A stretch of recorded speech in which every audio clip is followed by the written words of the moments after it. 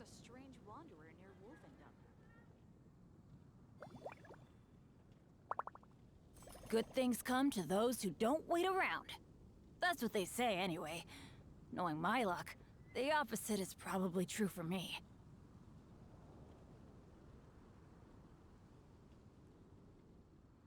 Benny's Adventure Team, assemble! Come take a look. There will definitely be something that catches your eye. The neighboring nation of Liyue has the most prosperous commercial port in all of Tibet. Or not.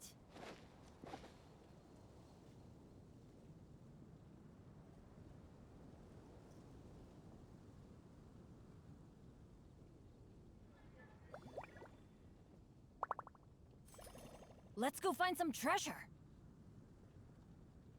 Haven't you heard? There's a strange wanderer near Wolfendom. It's been getting quite busy recently. The neighboring nation of Liyue has the most prosperous commercial port in all of Tibet.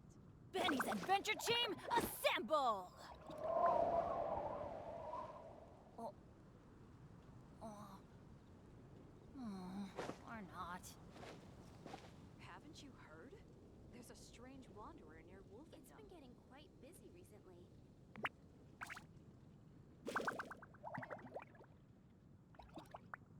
Oh, ow! Welcome. How can I Where help did that come from?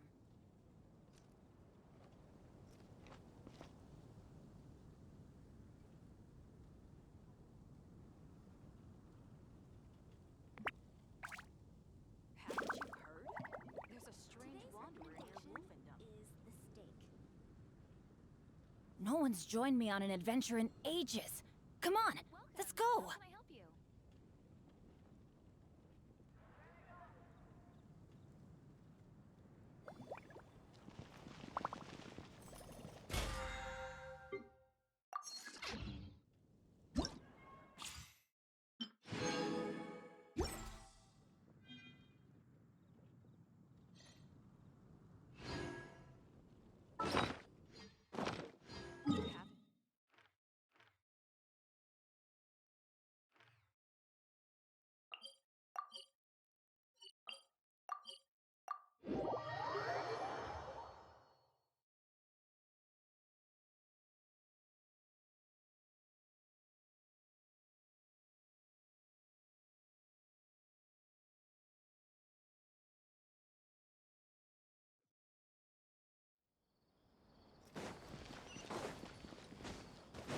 Have- Off we go!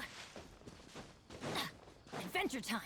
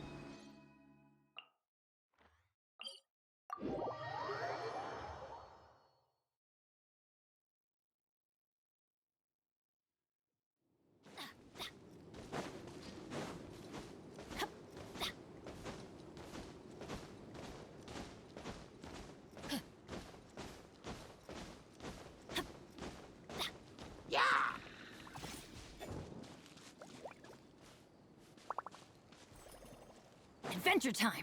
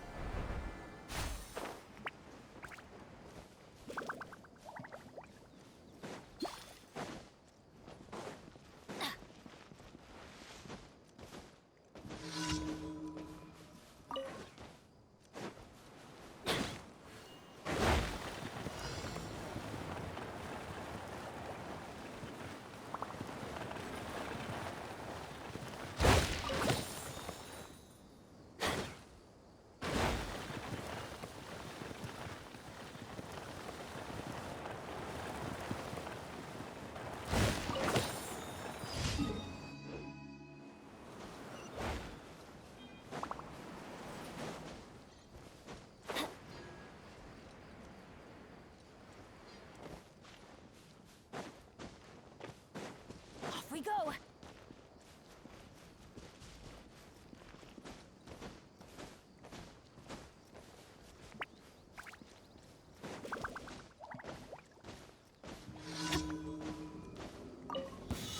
Happy to oblige!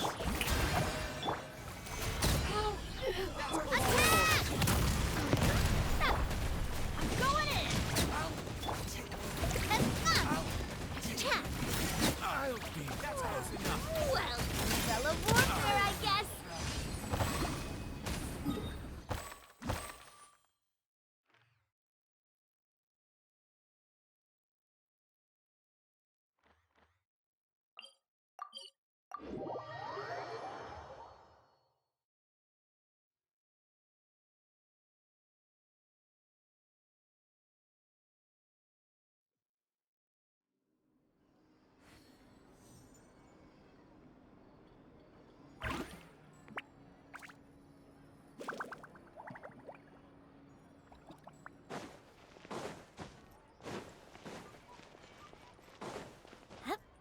Ad Astra. Thank you for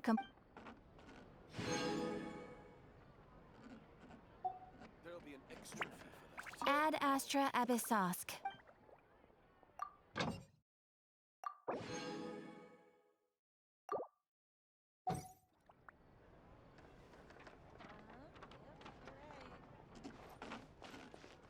Exactly.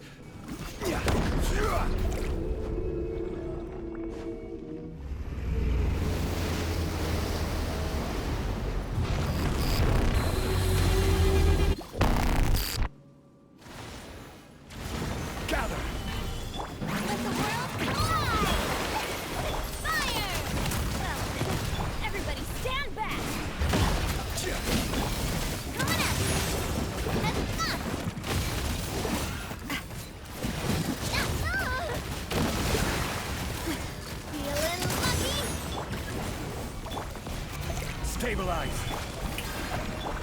Let's light it up! Adventure time!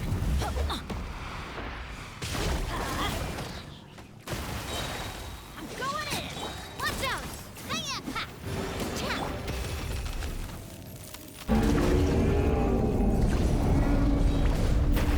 Silver Senda! Time to shine! Strike of the... Teamwork is true! Hey there! Feeling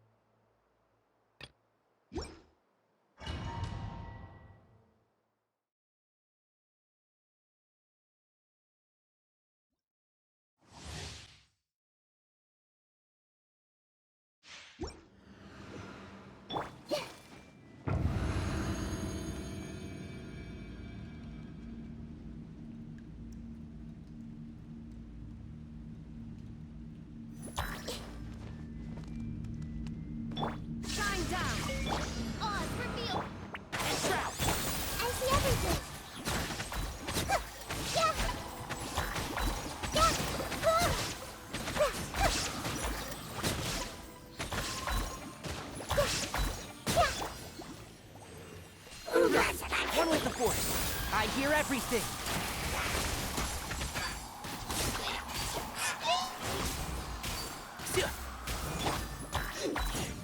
There is no escape!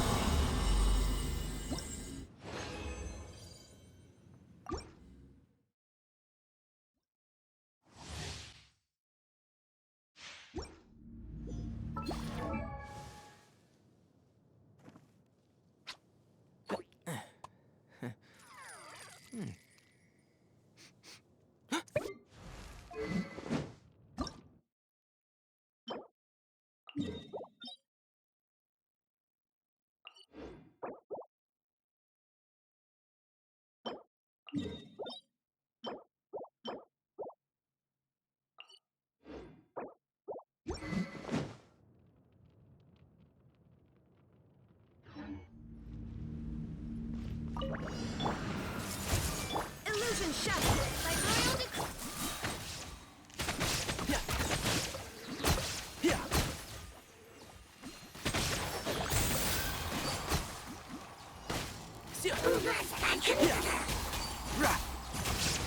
Let's nip that in the bud.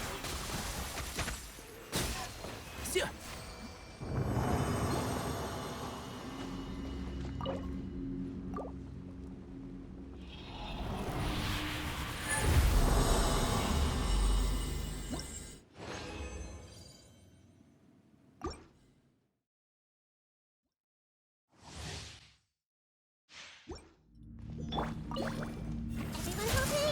There is no escape! On, reveal! And trap!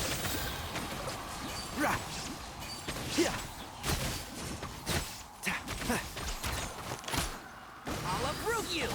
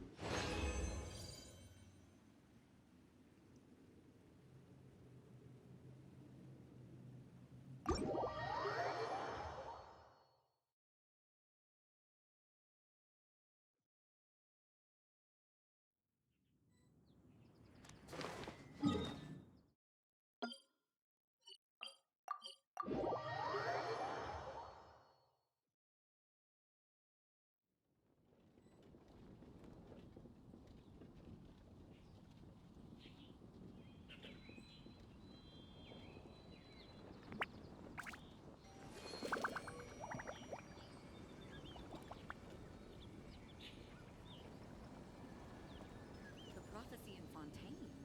Oh no, what's happened now? Did you hear about the prophecy in Fontaine?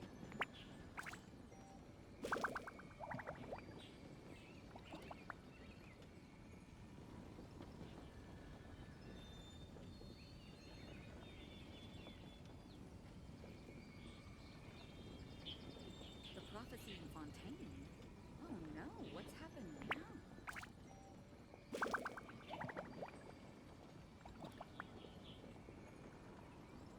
Did you hear about the prophecy in Fontaine?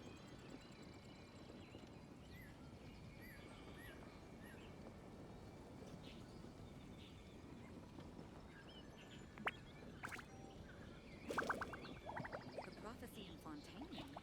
Oh no, what's happened now?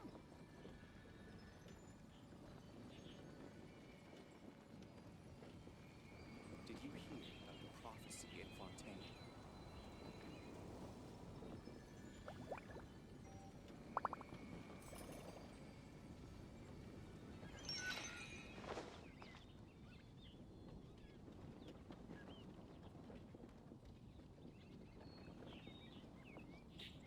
The prophecy in Fontaine? Oh no. If you're what's not happened sure what now? to do next, how about I take you on a walk?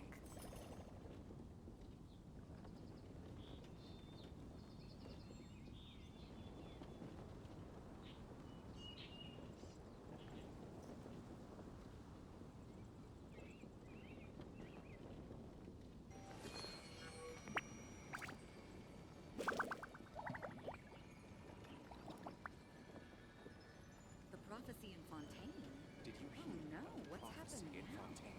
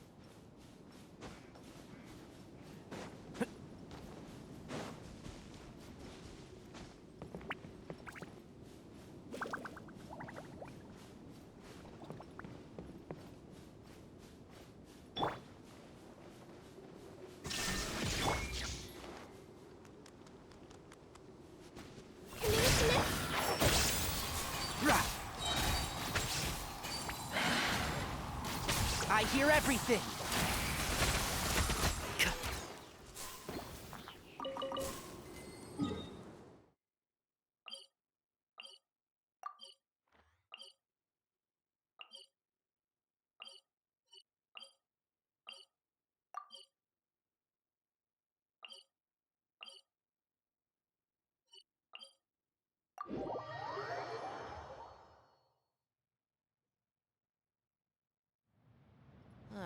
It's so hot. Even a mist flower would melt in this heat. Now that I think about it, it wouldn't. But you get what I mean.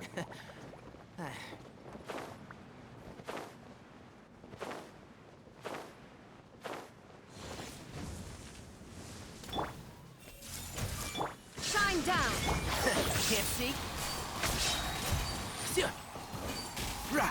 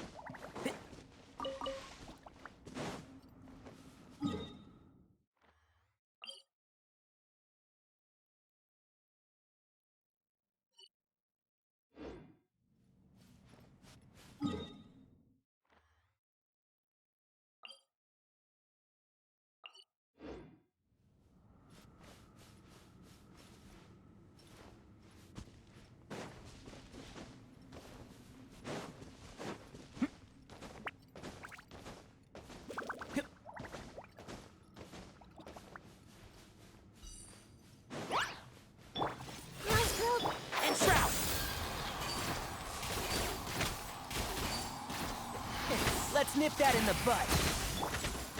Yeah, yeah, let's wait for a little.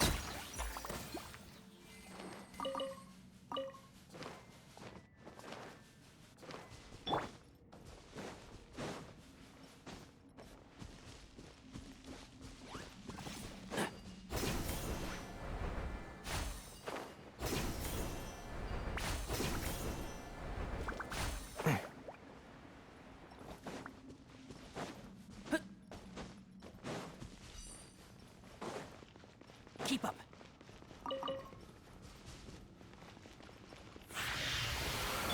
Hey, There is no escape! like, Can't see? Yeah.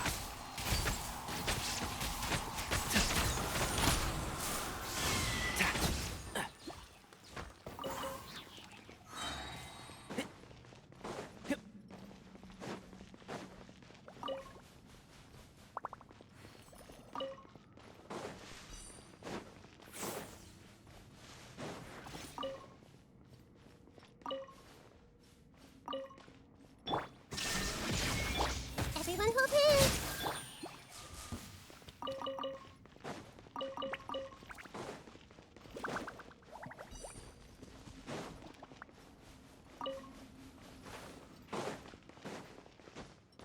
Keep up.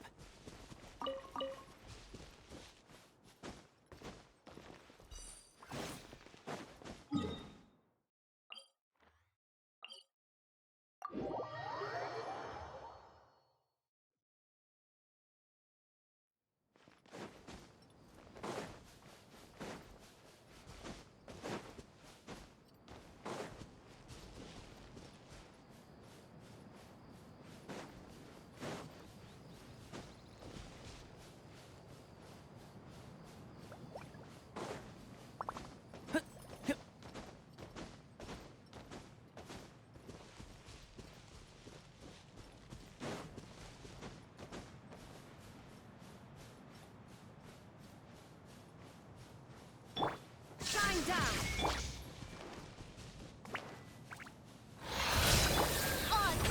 One with the force. I'll uproot you!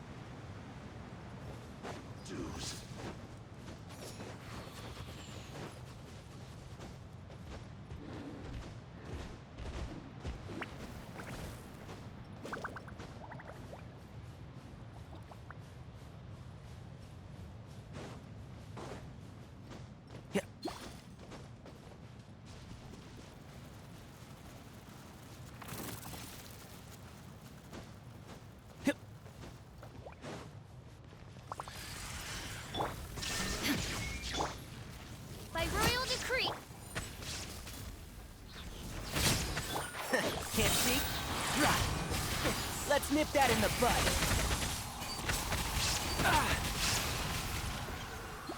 Yeah.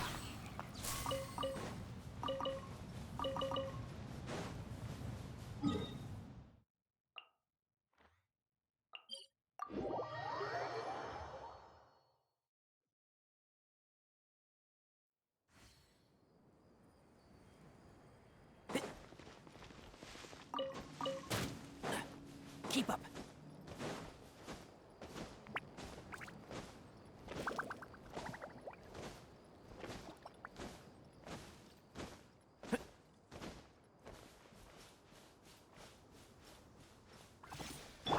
There is no escape.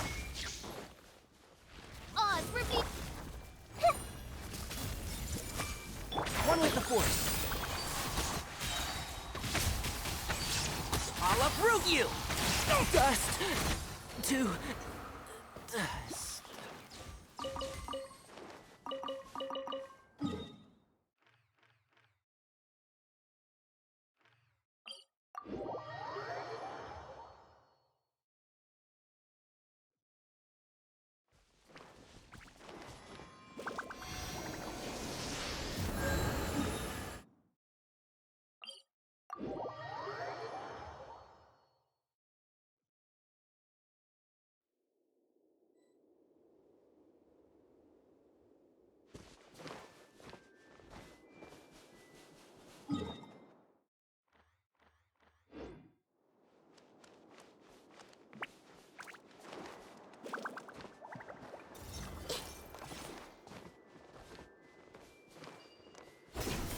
Are you?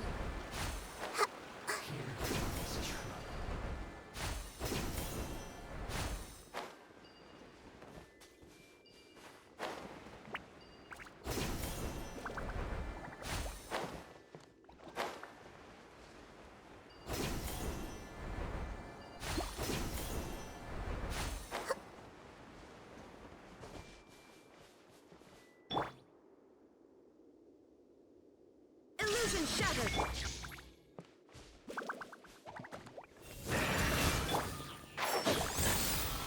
Rah. Sia. Yeah. By royal decree. Yeah.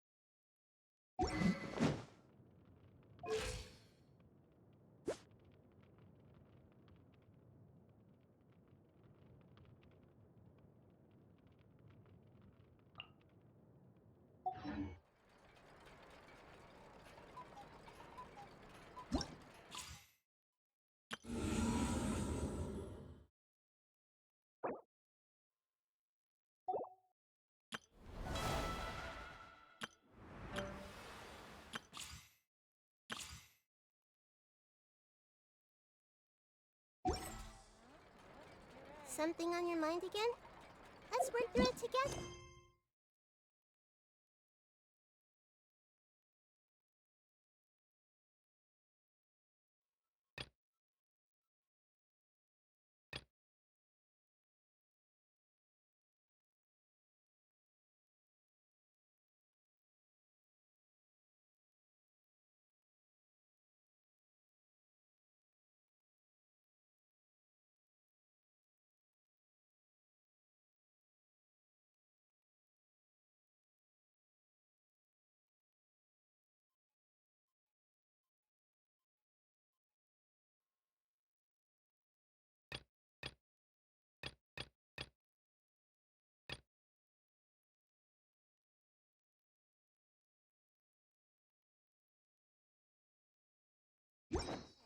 Two heads are better.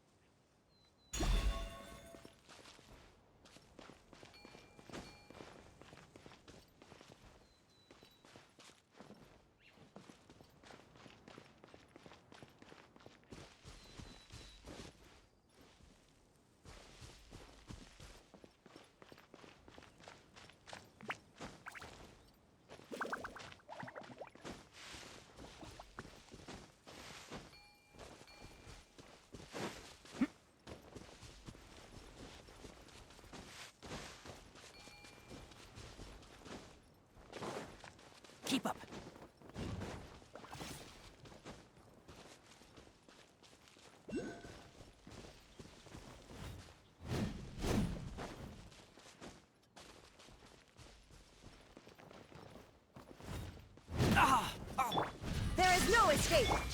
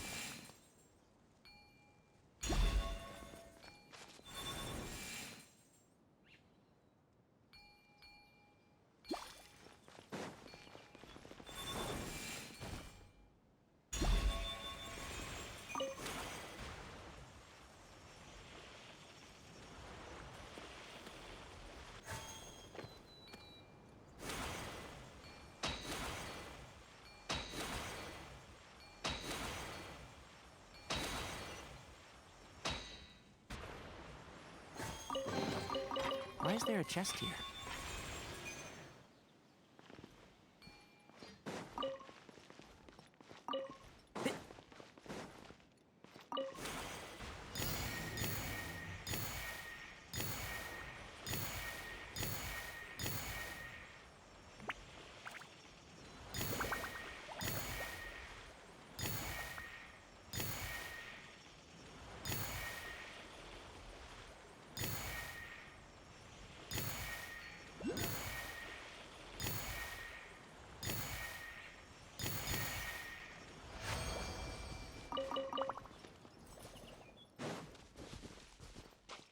Keep up.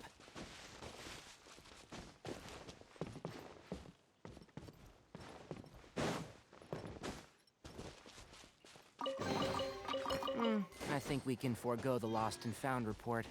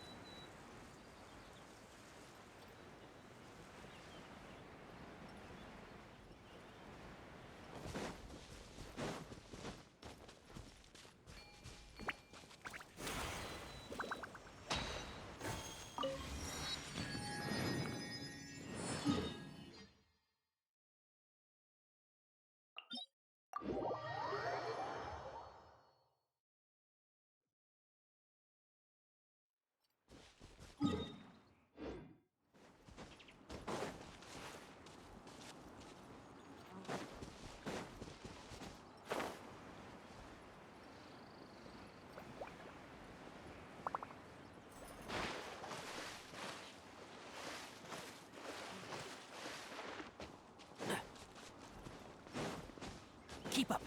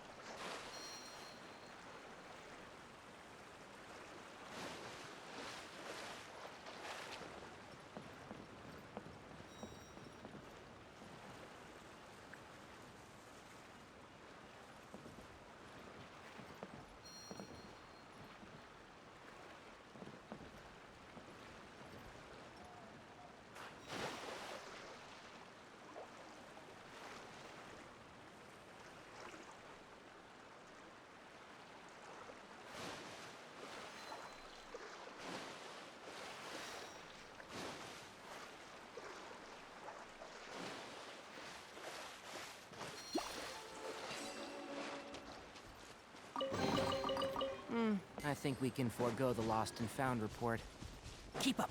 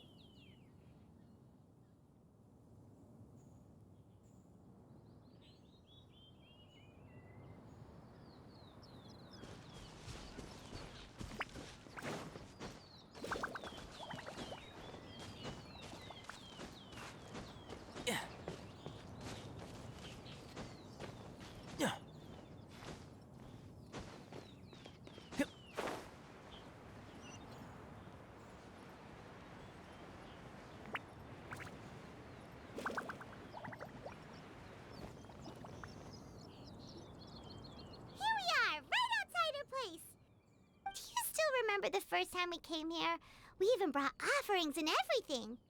And when we told her that Rex Lapis had been assassinated, she immediately threatened to squash Liyue Harbor. Paimon thought she'd be impossible to get along with. But now that we've spent some more time together, she's really not like that at all. We probably don't need to bring any offerings now that we've gotten to know her pretty well, right? Still, Paimon's got some snacks around here somewhere, so if she really wants something, we can just use that. Huh? Traveler, did something catch your eye? Whoa, what a pretty lady. Is she also here to visit Cloud Retainer?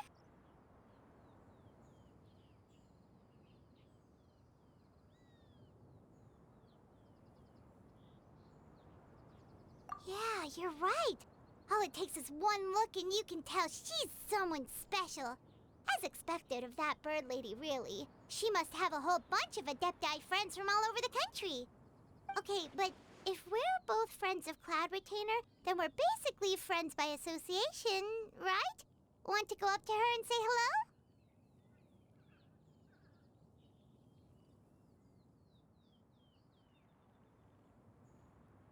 Helping you make more connections is a part of Paimon's job as your reliable guide. Paimon's got this.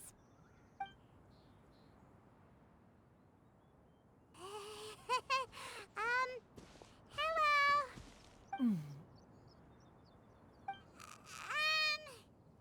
Paimon is Paimon! And this is the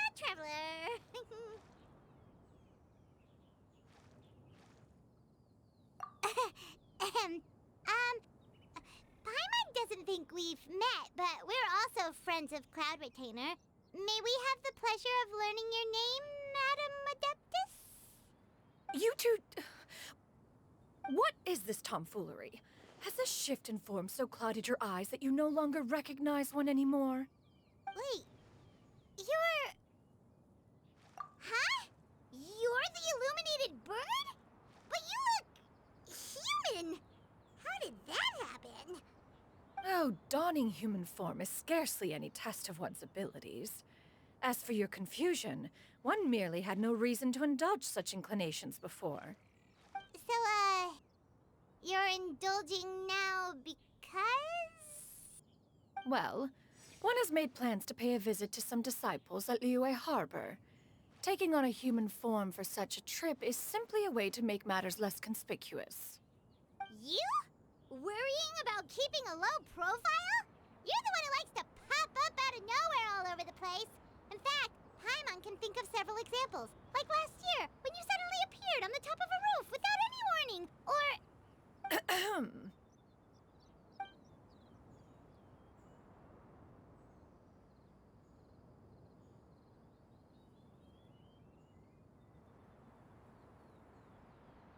Hey, didn't we agree not to bring that up unless she asked? Oh? So you have taken care to follow the proper rules of etiquette after all. Most commendable.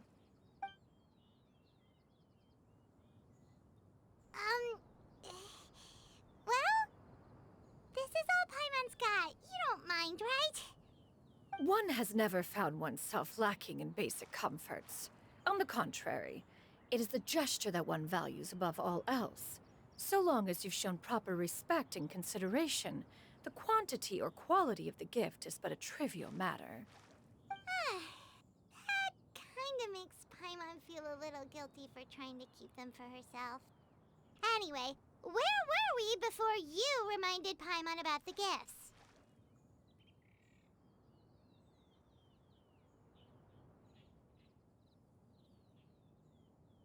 Ah, right. So by disciples, you must mean Ganyu and Shenhe.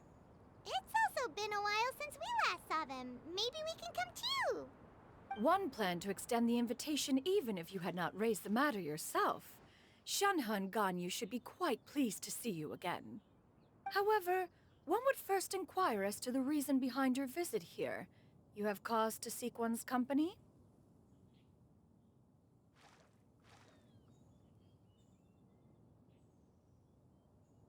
Yeah, we just found ourselves missing you and wanted to see how you were doing.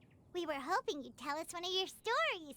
Who knew we'd run into your human form while we were at it? Is that so? If there are no urgent matters at hand, then let us make haste for Liyue Harbor. Ganyu is likely still working at Yuehai Pavilion, so that shall be our first stop. Sounds great! Then let's all go to Liyue Harbor!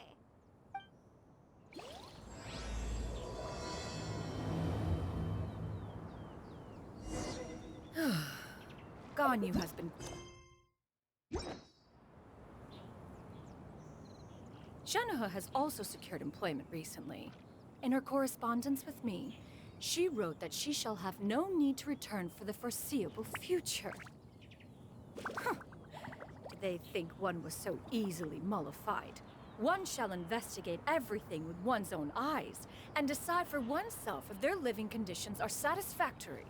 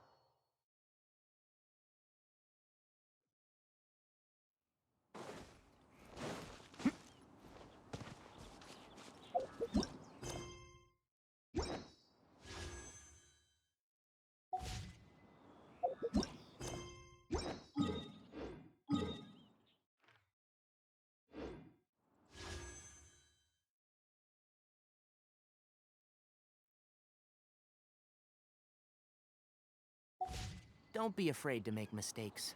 It's all part of the learning process.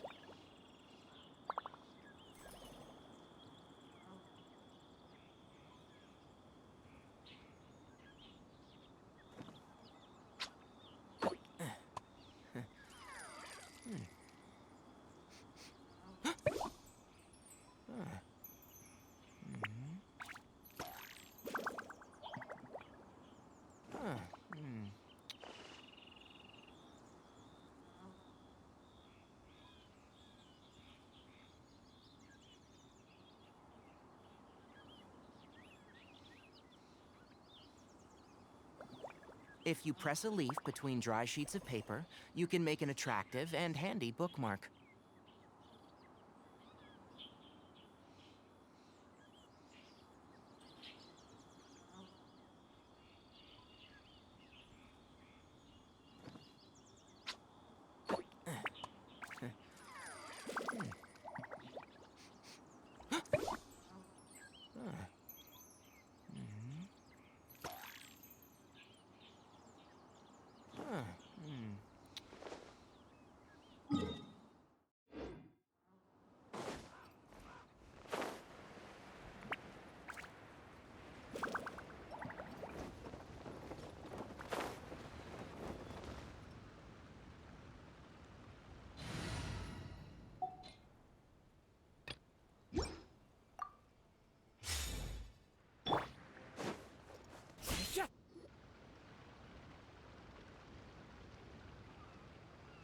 We're almost at Weihai Pavilion.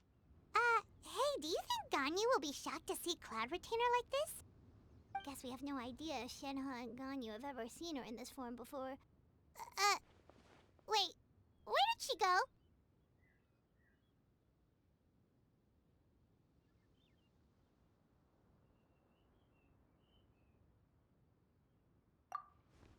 Why are you just standing there, Cloud Retainer? Quietly now. One shall stay here. You two can go and meet with her. But why? Isn't it better if we all go together? If one were to proudly proclaim one's presence, Ganyu would surely profess herself otherwise unoccupied and drop everything to attend to one's visit. One fears that would only result in her staying up all night to make up for lost time. One does not wish to trouble her. Conversing vicariously via you two shall suffice. Do remember to inquire as to her recent well-being. Again, do not mention one's presence here. Fair enough. Makes sense. All right, then we'll just pass on your regards and... Cloud Retainer? Oh, Oh, busted. Is that lady someone you know, Ms. Ganyu? She is indeed. I'm sorry, Huixin, but could we delay the upcoming meeting for a little bit? I believe my schedule today is quite full. Although, perhaps I could move some work to later in the evening. Oh, not to worry, Miss Ganyu. I'll make the necessary arrangements right away. Thank you, Huixin.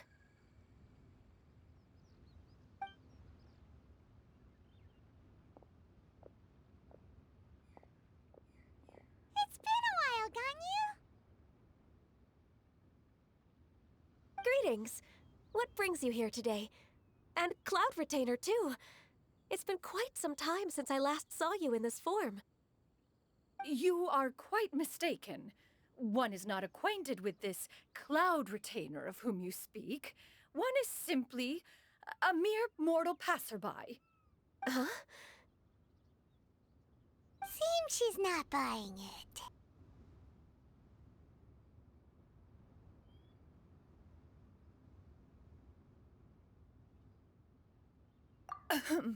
That was but a simple test. One did not expect you to be able to recognize one so easily, especially after so many years of only seeing one's other form.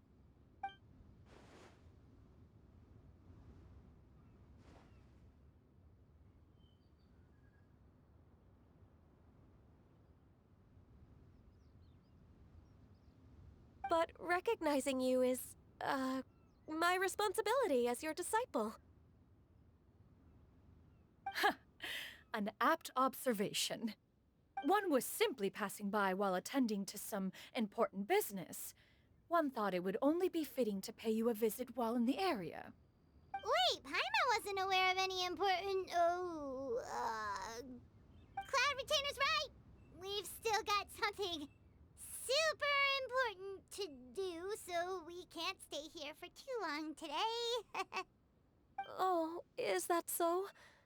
But it's been so long since we last saw each other. One simply desired to see you and had no intention of interrupting your work. A quick conversation should suffice for today. A more involved reunion should wait until you find yourself less occupied. I understand. That should be fine. While one acknowledges the amount of work that you have to deal with every day, one must also remind you to rest. Though Adepti blood flows through your veins, excessive exhaustion will still cause grave harm to your body. It still makes one nostalgic to see you as you are now, respected and independent. When you were young, you oft begged one to cuddle you to sleep when you suffered from nightmares. Cloud Retainer! Stop! If you insist. We are running short on time regardless, so one will refrain from going into each and every story. Why don't you continue your conversation? One shall simply stand by and listen. Wow, you've been to so many new places since the last time we spoke. If you ever need anything, please just come find me at Yue High Pavilion. Also, forgive me for my presumptuousness, Cloud Retainer, but if you plan to continue appearing in this form, don't you think it'd be helpful to adopt a human name? A human name? Huh. You raise a valid point. Considering the sheer extent of one's renown, Cloud Retainer is surely too recognizable as a name. You really think so? Not that you're not famous or anything, but that famous? You presume to know the extent of one's illustrious achievements. One would hardly think such a thing to be possible. Nevertheless, Ganyu's advice cannot be ignored. From this point on, when in public occasions, be sure to refer to one as Shenyun. Shenyun? I assume that's a reference to the full record of Pristine Pavilion. An Adeptus of years past would rise with the clouds and rest with the moon. They were enlightened and wise, free and unfettered. The writer referenced Master's name to describe her carefree and spontaneous nature. Oh, that sounds super cool! Paimon feels like only the most powerful of Adepti could rise with the clouds and rest with the moon. Actually, those lines were originally written to describe Cloud Retainer herself. Huh? Wait, so you're really that powerful? And what of it? Did you truly take one to be nothing more than a bird of bigger than average size?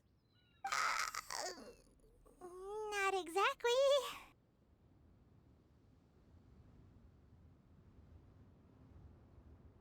To be fair, Cloud Retainer rarely speaks of her past accomplishments. The tales of her past can only be found in ancient texts. It is said that once, a long, long time ago, there was a severe drought in Liyue. Left with no choice, many people left their homes, while others spent day and night praying to the Adepti. Although I did not live through such tragedy, simply reading about it is enough to gain a visceral understanding of all the pain and desperation during that time. On top of the drought, a noxious gas also began to spread through the land. If not for Cloud Retainer's efforts, much of Liyue would be nothing more than a barren wasteland today. The books had this to say about what happened. Upon arrival, the Adeptus borrowed the wind to retain the clouds. Immediately, the clouds gathered together, and abundant rain burst forth from the heavens. Drought and plague were both driven away, and the people were saved. Wow, that's incredible! Mortal records add embellishments to dramatize past events. one did merely what one ought. And even if one had not interceded, the other Adepti would surely have stepped in to help. Even so, you stopped an entire drought! Can you really control the weather like the book said? Oh, Paimon suddenly has a lot more respect for you. So it was Paimon's bad for calling you Illuminated Bird before. You're not too mad, are you? How laughable. A name is but a simple label we carry with us on our journey through the world. Why would one be offended by such a trivial matter? That's a relief. In that case, Paimon will continue to call you whatever feels right in the moment. Well, that is quite enough ancient history for now. Ganyu, have you had word from Shenhe? One has heard that she procured a job recently. Have you any thoughts on her workplace? And what, pray tell, of her monthly remuneration? Moreover, does she find herself overly inundated with work? Is she allowed time off during Lantern Rite? That is a lot of questions. There is no cause for concern, Cloud Retainer. I introduced Shenhe to her employer personally. Wanmin Restaurant's business has been booming recently. So, with Chef Mao being swamped with customers, and Xiangling still off and out in search of new recipes, I introduced Shenhe to staff the restaurant. I see. Most excellent indeed. One has had the pleasure of being introduced to that family. Xiangling is kind and astute, while her father is loyal and reliable. One has no cause to believe that they will make Shenhe's work difficult. Now, it is almost time to partake in the victuals of noon. One shall visit Wanmin Restaurant in person and see how Shenhe is doing. Huh? But didn't you just say that you had something important to do? Can that wait until after we've eaten? You may return to your work, Ganyu. One shall see to this matter on one's own. There will be many an occasion to dine together in the future.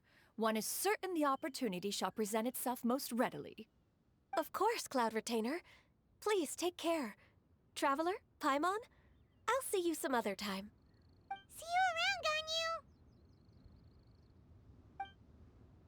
Whew. Paimon was pretty quick on the uptake there, don't you think? As soon as you mentioned him...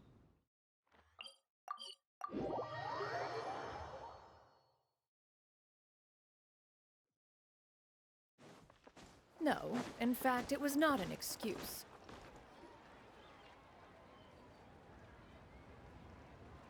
You get what I'm saying, right? Yeah, how can I not? Not even fine food is enough to distract from the presence of a fine lady, eh? Oh, I'm far more interested in getting her details than ordering any dishes. Hey, how about you ask her? You do it. No. I think you should. Wait, she's coming. What can I get for you today? Greetings, miss. I was just wondering if you'd be willing to... What would you like to order?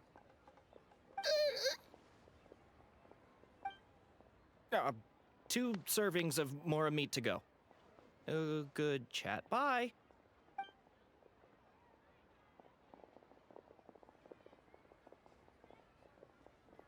Shenhe! Welcome. It's been a while. May I take your order? Don't welcome us as guests and greet us as old friends in the same line. It's weird. Mm-hmm. Oh, and this is? This is Miss Xinyun. Master? Huh? One does not recall ever revealing this form to you before.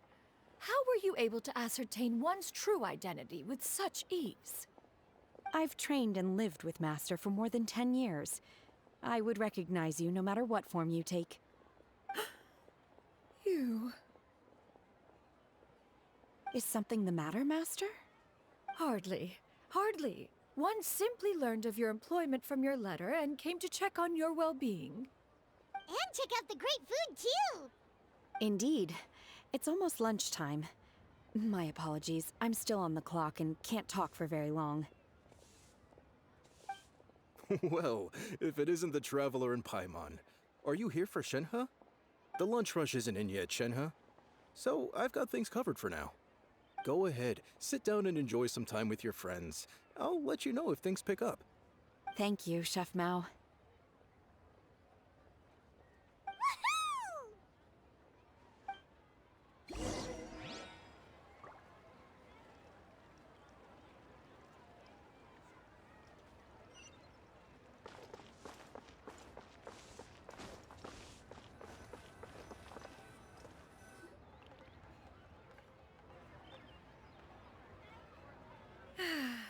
It is just as one expected.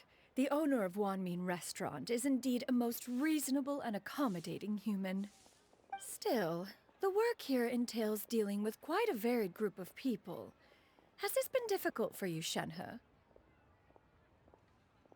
It's been manageable so far. I sometimes run into strange people, but I have figured out a way to deal with them. Seems like you've been making progress. So by dealing with them, you mean... First, I try to talk sense into them. If that doesn't work, I threaten them with violence. At this point, they usually decide they are in favor of a civil conversation. Oh, how should Paimon put this? Oh, a sensible plan. One is gladdened to see you integrate so well into human society. And you, Master? How have you been? Simply marvelous. Though Mount Outsong has scarcely enjoyed your presence recently, one has hardly found the pleasure of one's own company to be lacking. I see. Just as expected of Master.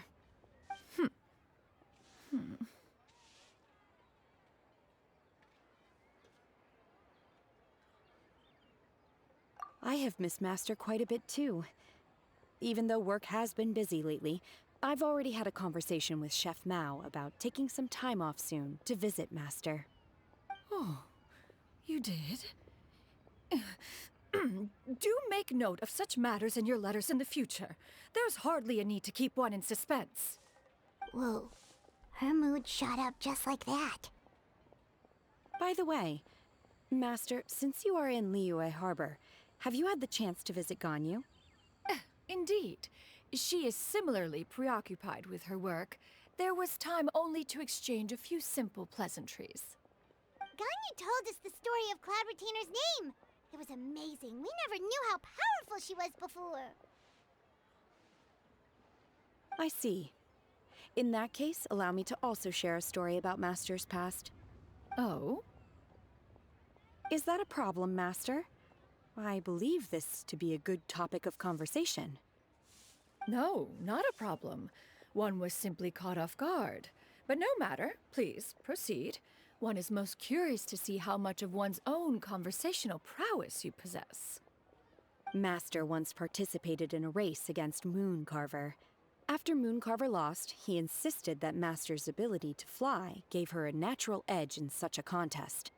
In response, Master agreed to forego flying in return for being able to use one of her devices in the race. Mooncarver accepted, only to find Master with a brand new device on the day of the contest. Huh, what kind of device was it? It was a mechanical vehicle made out of iron. What was it called again?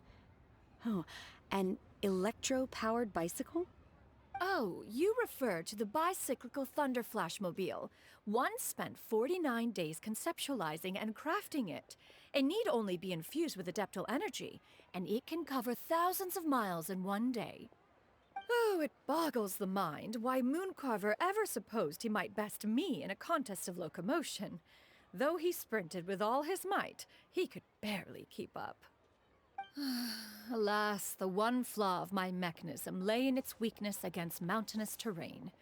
One was thwarted mere seconds from victory, when it was thrown off course and failed to make it across the final stretch. Truly a most unfortunate turn of events. Anyway, do go on, Shenhe. Master, that was the end of that story. Is that so? Huh. With you gone, One has seldom felt the desire to call upon those old fossils for another contest. What is a race without spectators, after all?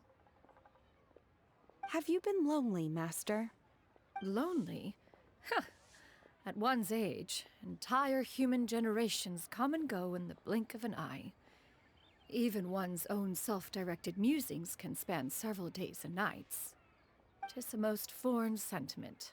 The mere mention of it is preposterous. Mm-hmm. What is the reason for that look upon your face? It's nothing. It's just... Well, Paimon gained a lot of respect for you after listening to that story of you summoning the rain and everything.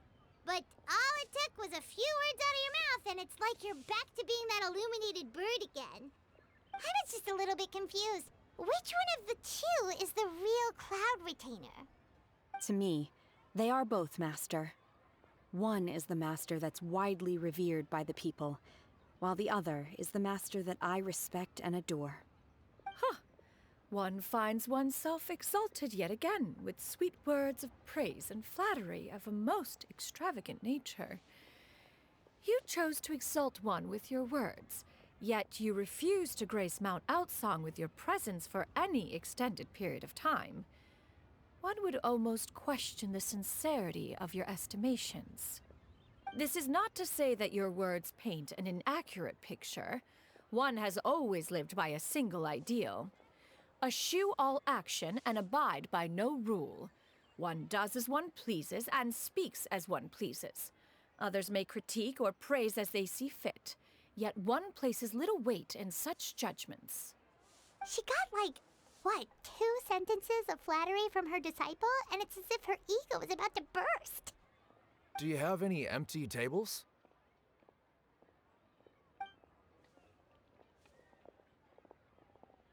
Hey there, could we get another fish stew?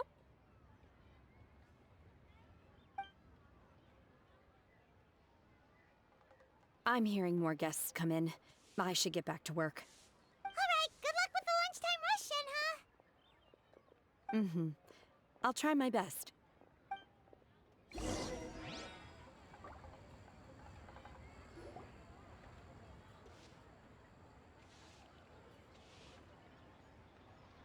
much yummy food! Paimon's gonna feast!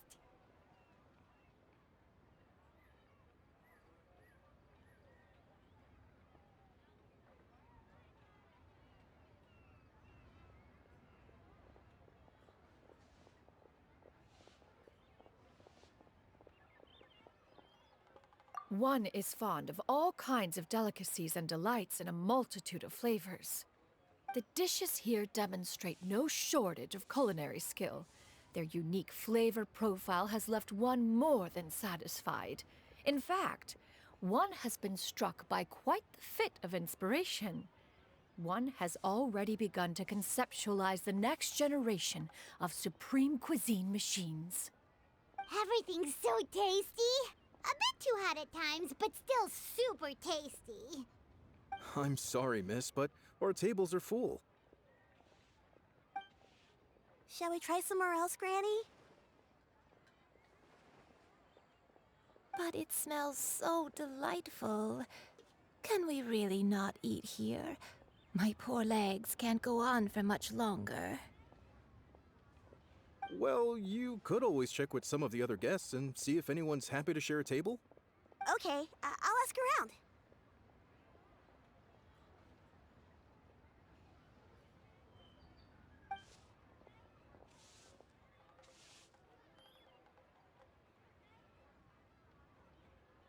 Excuse me. Would you mind letting us share a table with you? There are no empty tables left, so... Ah, well, Paimon doesn't mind. What about you guys?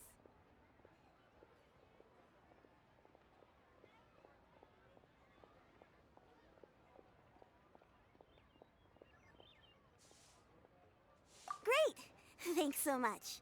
My name is Shuyu, and this is my granny, Yuendai. Granny?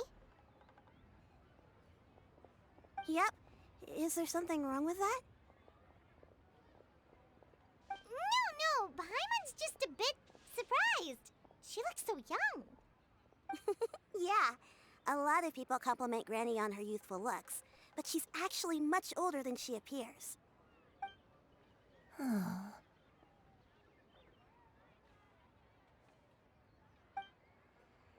Granny, why don't you take a seat?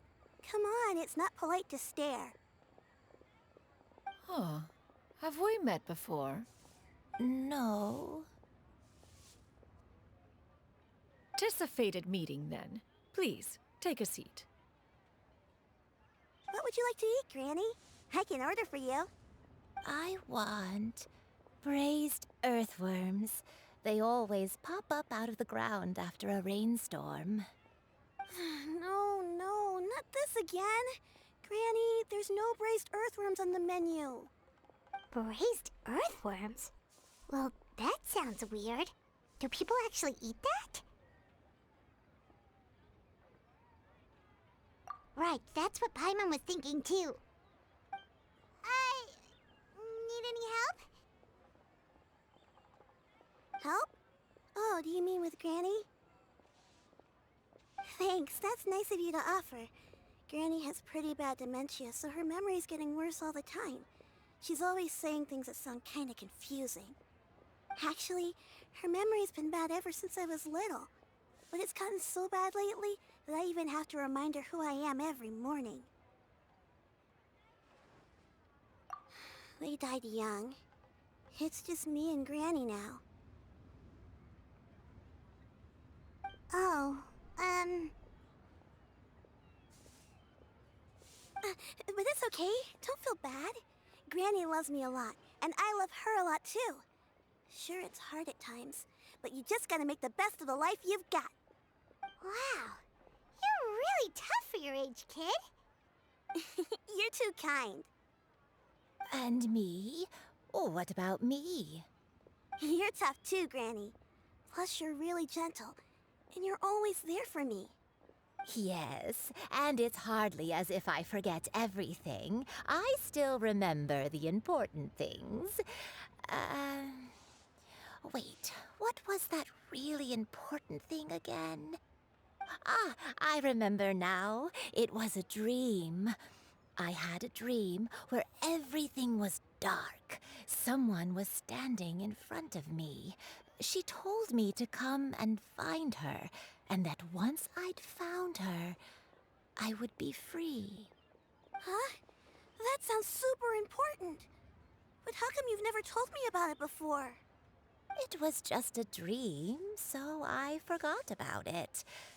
But I'm in a good mood now, and somehow I remembered it again. You know, I believe I've had this dream a great many times. But just how many times have I had it? Now that I do not remember.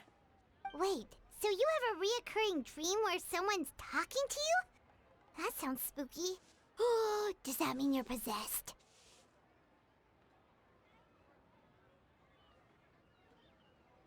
Unlikely. Her eyes are clear, and her breathing remains calm and level. One sees no signs of possession. Are you sure? Who do you take me for? Is one not an adept? Am I not an expert? Huh, you're right. Paimon almost forgot you're the expert. In that case, do you still remember what the person in your dreams looked like, Granny? Not anymore. Although, I have a sense that she looked rather like me. But not as I am now. My younger self. A younger version of Granny? This is just getting weirder and weirder. What is going on here? As one said, fate must have brought us together. You may leave the situation to me. Are you sure? So, what are your names? Paimon's Paimon.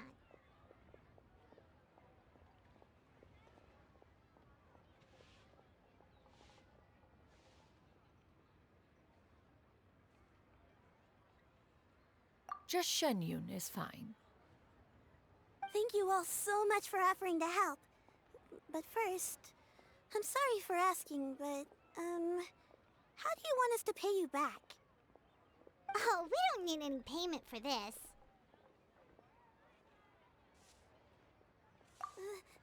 Thank you so much. You're welcome. But Miss Shenyun, what exactly can we do to help out this granny? All we have to go off is that dream. Where do we start? That is elementary. Since her dreams portray her younger self, then we shall retrace the steps of her youth. Once we have revisited those places, her memories will likely return. Sounds like a plan. So, Granny, do you remember which places you went to when you were young? Why, of course I do. The heavens above, the earth below, the wispy clouds, and the emerald mountain streams. Okay, taking that as a no. I might have an idea. Once, when I was really little, my dad told me that Granny used to be a martial artist heroine who saved loads of people from a disaster.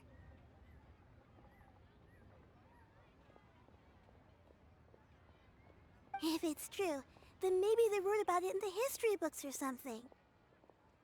A martial arts heroine? Oh, Shincho knows tons about Liyue's chivalric traditions. If anyone knows about the heroes of the past, it's him. Let's go find him at the Feiyun Commerce Guild. Are you leaving already? But I'm still hungry. I'll go order some food, Granny. If there's nothing on the menu you especially want, I'll just get a few different things. It seems we must part ways for now. The Traveler and Paimon are bound for the Feiyun Commerce Guild, while Yuendai and Shuyu shall remain here and partake of their lunch.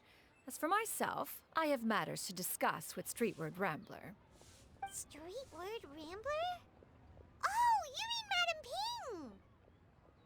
Precisely. Let us meet at Yujing Terrace once you are ready. For this price, the food is unbelievable. Everyone, please. Always wanted to try this place. Time to go.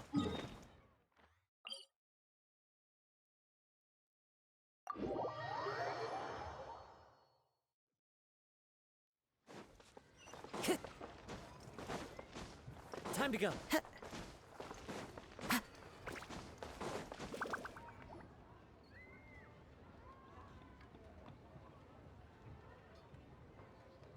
Huh. It's you two. What brings you here? Shincho! Great, we found you! We wanted to ask you about something.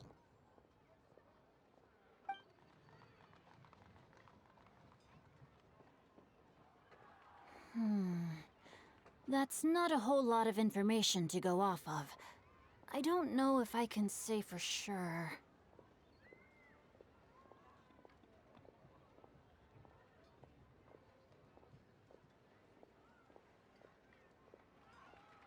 I can't pinpoint her identity from your description alone.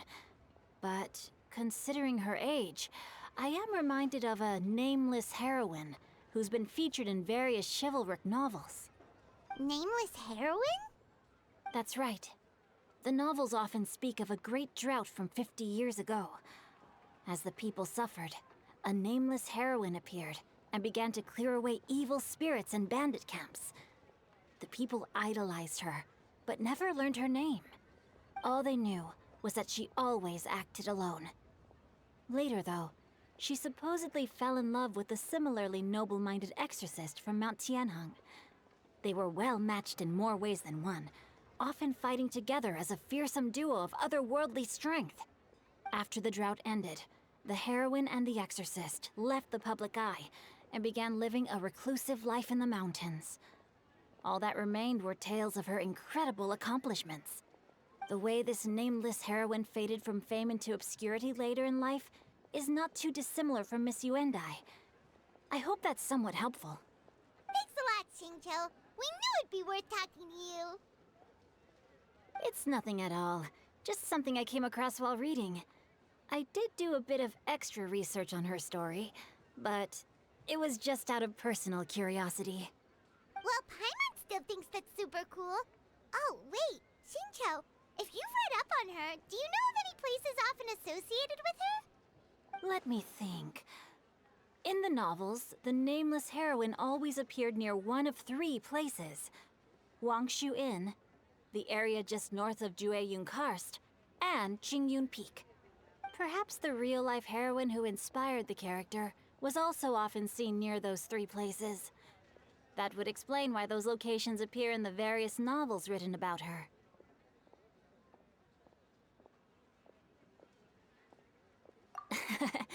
You're welcome. To be honest, I found some parts of the story confusing when I first came across it. If Miss Yuendai was indeed the original inspiration for the character, she may just be able to help me put the pieces together. It's rare for a chivalric hero to fade into obscurity during their lifetime, even after retiring from the public eye. But no one ever saw or heard from the nameless heroine again. There were even rumors that she became extremely ill. I've never understood why someone would go to such lengths to erase themselves from public memory. It's almost as if she was trying to hide from something. There's probably far more to the story than what's been written. We'll be sure to tell you if we manage to uncover the truth. That's a deal. Perhaps, behind the truth of it all, there lies a story more fantastical than any work of fiction. Paimon feels like we just learned so much from Xingqiu. A drought, a nameless heroine, a life of seclusion. Wait, why does the story sound super familiar? Oh, right! There's a drought in this story, too! Xingqiu, are droughts super common in Liyue or something? Well, they used to be. But people have long since developed methods to prevent them, like by cultivating the soil or digging canals.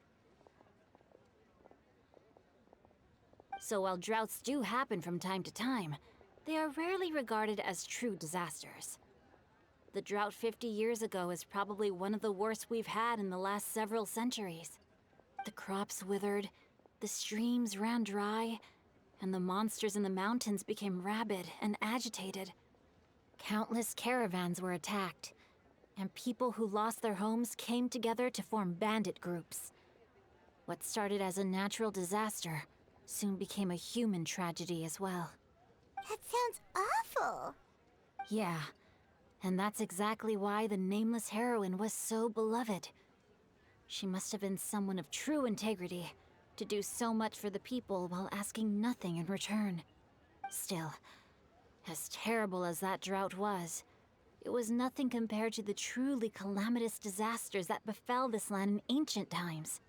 They say that back in those days, disasters were both more severe and more common. Only the strongest of Adepti could hope to dispel the ruin and devastation. Do you have any other questions? We're good for now. We're just going to head back and meet up with Miss Xianyan and the others again. Paimon hopes that Granny Yuendai will be able to remember more of her past. She used to be a great hero who saved many people.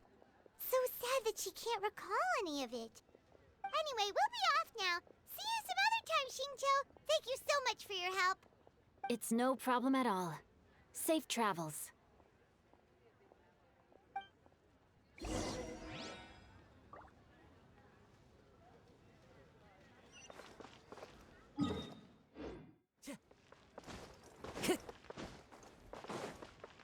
Time to go.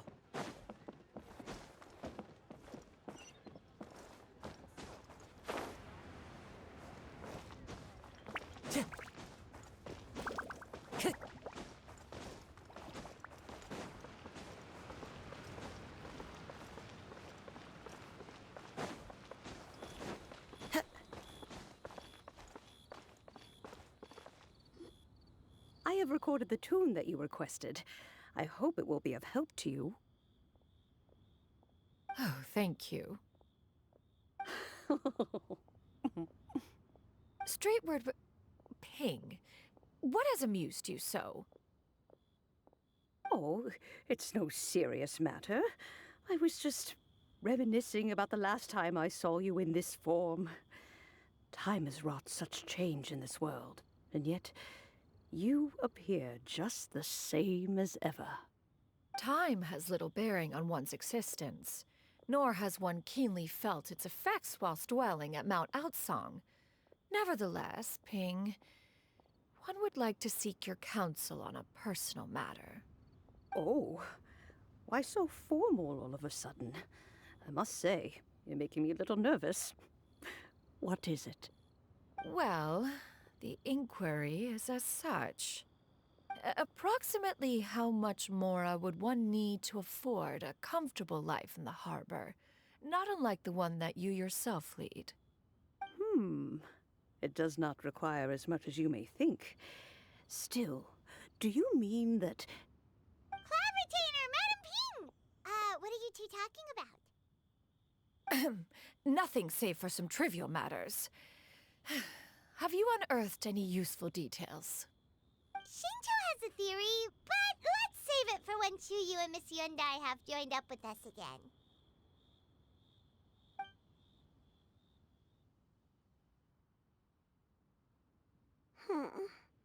Do not be troubled, young lady. Here, have some tea. Thank you so much. What do you think, Chuyu? Does it match up with what you know of your granny? According to the story, the nameless heroine eventually fell in love with an exorcist from Mount Tianheng. Maybe that's my grandpa. I don't have many memories of him, but there was this one time I found a box in our attic full of a bunch of weird sigils.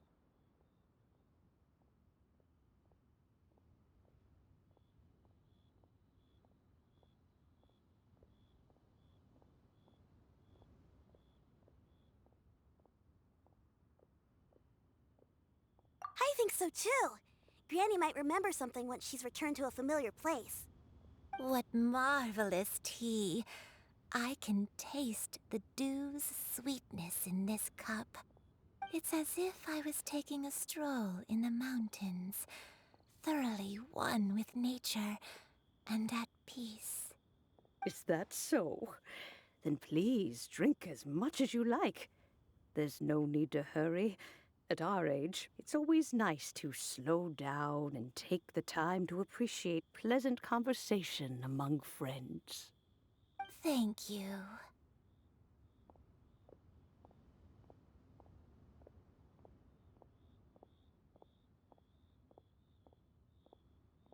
Okay, since we have the time, can I ask you something? Sure thing. What would you like to know? I have a secret I want to tell you. Let's go talk over there.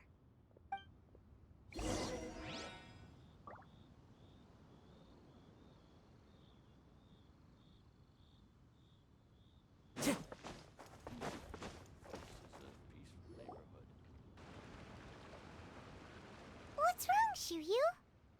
Well, I've been kind of meaning to ask ever since we started talking in the restaurant, but are you guys all adepti in disguise? Oh! About that.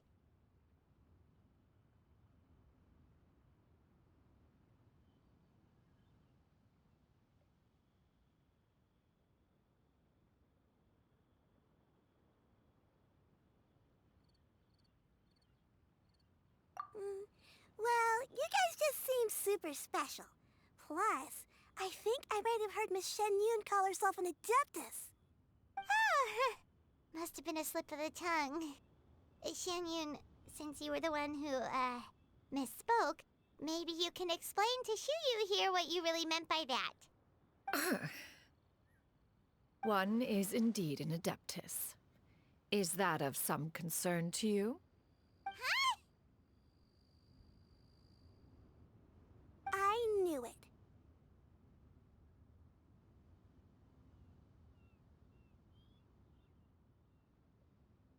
Well, one time when I was a little kid, I saw a pure white illuminated crane. I had this super high fever, and Granny wasn't around. I was feeling all icky and gross. But then this snowy white crane flew down from the sky. She put me on her back and flew me to her cool Adeptus house. and fed me some sort of magic potion. When I woke up, I was already back in my bed, and my fever was gone. I really wanted to thank her, but I was too sleepy to stay awake, so I never got the chance. So, I just kind of wanted to ask if maybe any of you have ever met an Adeptus like that? A pure white illuminated crane? The only two we've ever met are blue and white and black and brown. Have you ever met one that's pure white, Cloud Retainer? Never has one met an Adeptus with such features. One surmises such a description is but a hyperbolic embellishment that oft results from narrative accounts. That's weird. Was it really just a dream then? Well, even if it was just in my head, it doesn't matter that much anyway. All I really want is to help Granny recover her memories. I'm really grateful for all your help. Leave it to us! Now that we know the 3 locations, we just need to visit them one by one. Let's go to Wangshu Inn first! Okay, I'll go get Granny.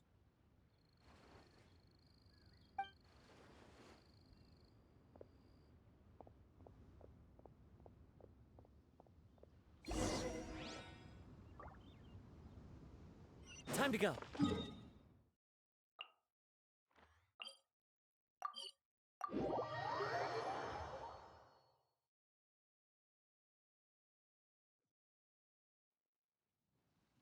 Wangshu Inn.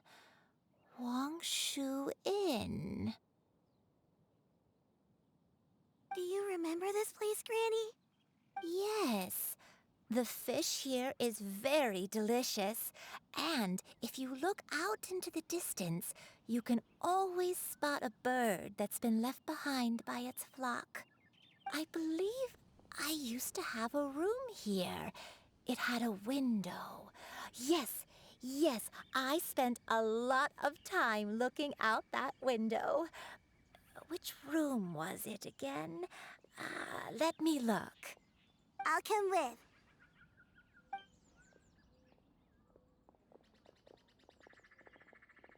Paimon's still having some trouble understanding what she's talking about, but if she's so familiar with this place, that must mean she lived here, right? Wait, huh?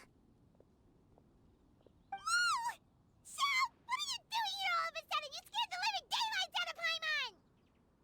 I sensed a non-human presence and decided to come take a look. If you're here, then there's likely no trouble afoot. I suppose there's no cause for concern. It's been a while, Cloud Retainer. I see you have returned to your previous form. I have indeed. I fought alongside her in this form on many occasions during the Archon War. Oh, wow! What was she like during the war? Oh, wait, let Paimon take a guess. Was it anything like this? Behold, the glory of one's newest invention, the Bang Bang Continuous Fire Mechanism. Hands up and surrender, or be prepared to face the full might of the Adepti. An impressive imitation. Paimon knows her all too well. Even so, Cloud Retainer was not always as ostentatious as you describe. You may be unaware, but her talent with Adepti sigils is just as formidable as her skill in mechanics. The Archon War reached its peak after Guizhong's death. The Cloud Retainer who fought beside me in those devastating battles was taciturn and solemn, only speaking when she had to activate her sigils. A Cloud Retainer who barely talks? Paimon can't picture it. But what happened after that? If you were so powerful in your human form, why did you decide to take up your bird form again? Once one had bid farewell to the world of mortals, what use would one still have for such a shape? When dwelling between mountain and forest, away from the struggles and troubles of the mortal world, a mortal form is hardly the most fitting of choices. After the war, Cloud Retainer retired to Mount Outsong, only revealing herself to the occasional visitor, and always in her avian form. Although I do believe there was an occasion some 30-odd years ago when she decided to don her human form. I believe it was for the purpose of One believes there is little need to relive bygone matters. Granny, are you okay? Back then, at this place, Perhaps this conversation should end here. I shall take my leave now. Should you encounter any trouble, you need only call my name. However, given that you are traveling with Cloud Retainer, I trust you are in good hands. Everyone! I think Granny is finally beginning to remember her past. Slowly now, calm your mind and recount what has been recalled. a long time ago, I stayed here to recuperate from my illness. Huh. So what Shinto said was true! You did fall ill! Was that why you went into hiding? I don't remember. I'm very sorry, but I can't even remember the name of my illness. The only thing I can remember is that it took a great toll on me, and there was no cure for it. I was confined to my room in Wangshu Inn, where I spent many days unconscious. I'd come to every once in a while and stare at the migrating birds outside the window. It was a solemn sight. I remember crying, but I'm not even sure I knew why. One day, I met a traveling merchant. Upon hearing of my illness, he sold me a bottle of soul-revitalizing tea pills. He told me that the pills were concocted using Adepti blood and could be used to alleviate my symptoms. Sure enough, I made a full recovery. My illness remained dormant for several decades after that.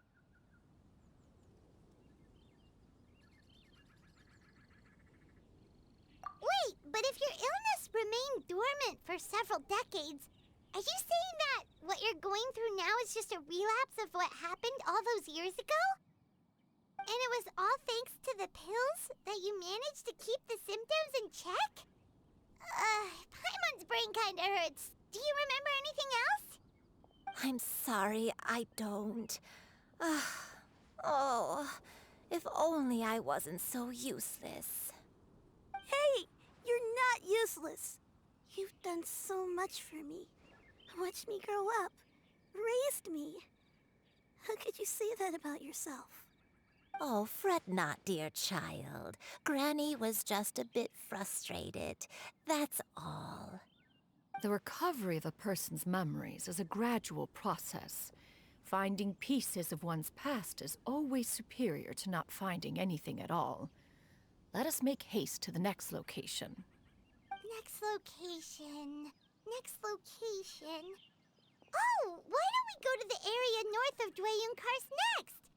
There isn't really a landmark there, so where should we start? Oh, Paimon's got it. Let's check out the houses in the area first. After all, if she was there for any length of time, then she would have stayed somewhere, right? Oh, Paimon's really got her thinking cap on today. At this rate, we'll recover all of Granny Wendai's memories in no time.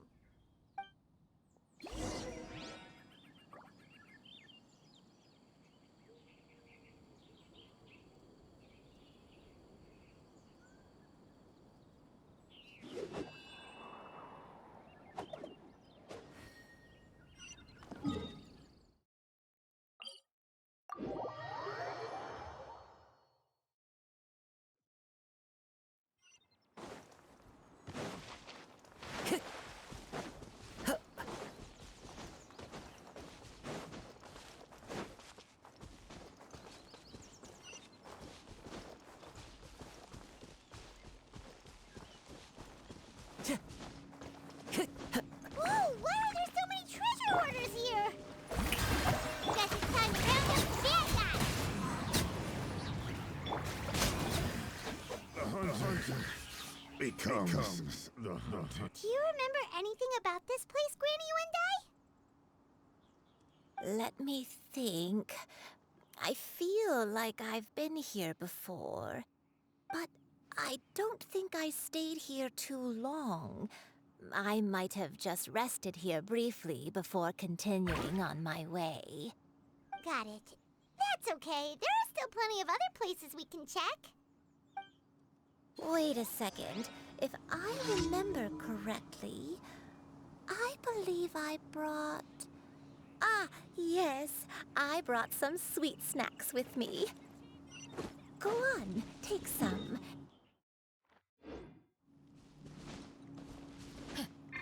Oh, thank you! Then Paimon will help herself. Time to go.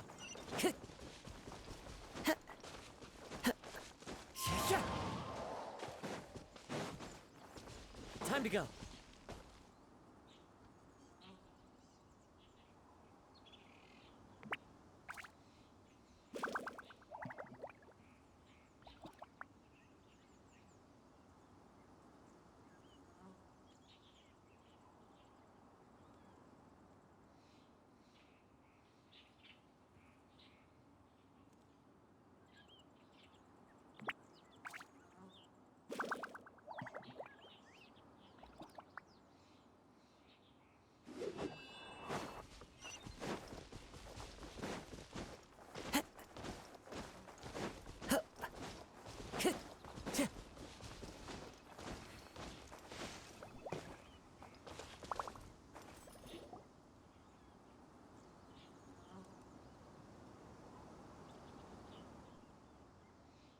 Paimon sees an abandoned house!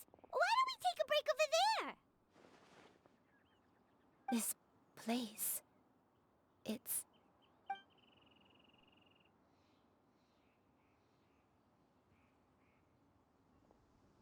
Did you remember something, Granny? I remember. Shuyu, this is where your father was born. It was a moonless night. I had been injured, so your grandpa was supporting me. We fled together with some being in the fog behind us in hot pursuit. I had exhausted my strength when the labor pains came on, so we took refuge in this house. Your grandpa set up a barrier outside, but neither of us knew if it could hold the monsters back. I remember that night. I remember falling to my knees, reciting a prayer over and over. I alone am the source of this sin. Punish me as you wish for forsaking my oath, but spare my innocent child. Sin? Oath? Did you do something wrong? I don't know. I don't remember. I only remember praying in the darkness with all my strength until the sun finally rose again and the fog cleared out.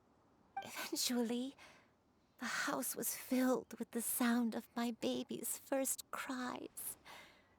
That baby was your father. I remember I clutched him tight to my chest and wept tears of joy.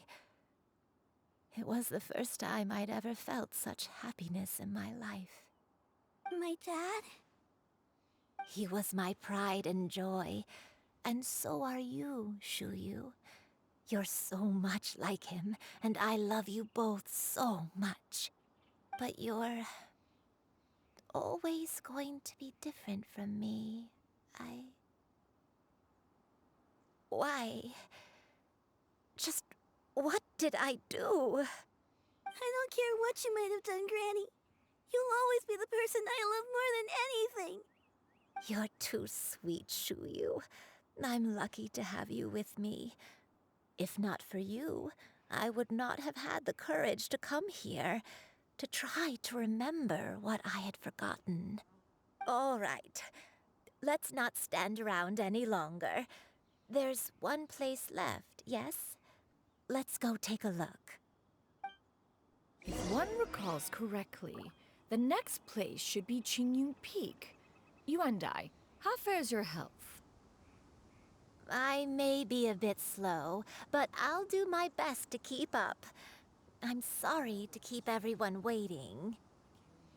Climb on. I shall carry you to the top. Oh, such lightness of weight. All those who grow old grow frail in the end, do they not? First, you lose your memory, then your health. Eventually, you end up losing everything. My only wish is to depart this world with a lucid mind, to free myself of this torment and the burden it places upon others. Fret not. You have my aid in this endeavor. Accompany them, if you wish to hear it.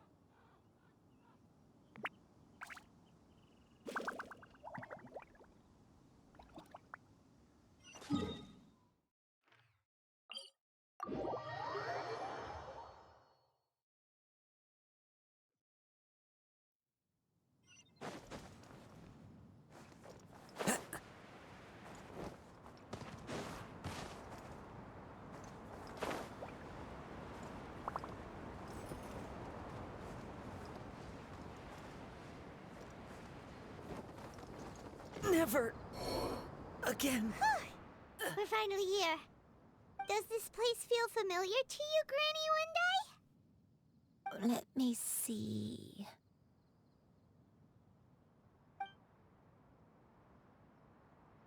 How strange.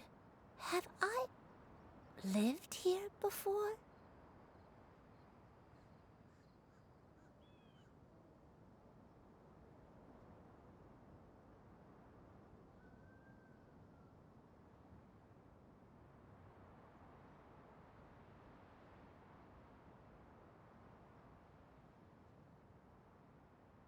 When we were at Wangshu Inn and the abandoned house earlier, though I couldn't remember everything, I still felt a sense of familiarity. I could easily picture myself in those places. But here, I don't have that feeling. Perhaps I did come here in the past, but it just didn't leave a strong impression on me. But did the stories get it wrong then?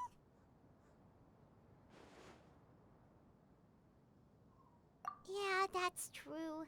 But they're also the only thing we have to go off of. Paimon was hoping this place would jog Granny Uendai's memory just like the others. I'm sorry to disappoint you too. It's all right. We're not going to give up yet. We'll figure something else out. Just you wait. Thank you. If only I could remember. Huh?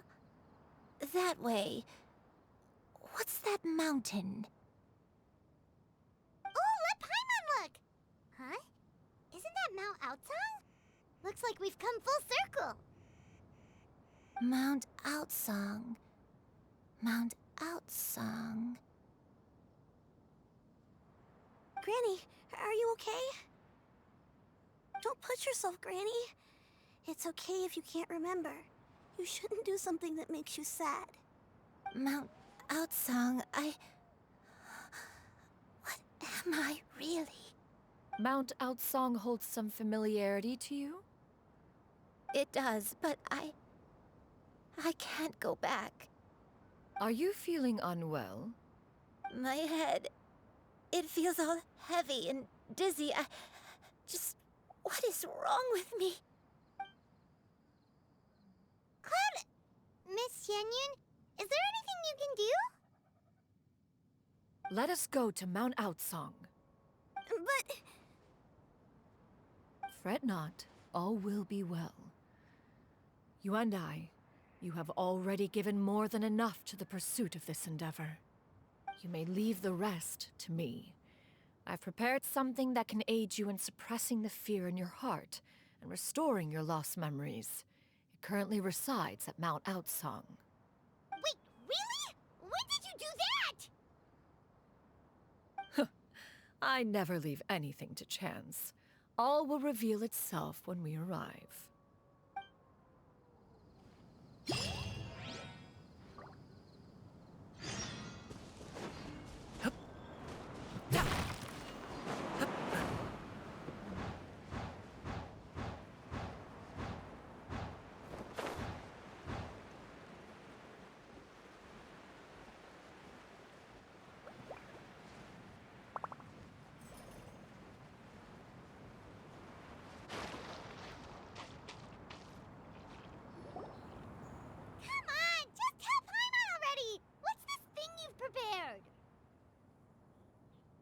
Here, this is it. Huh?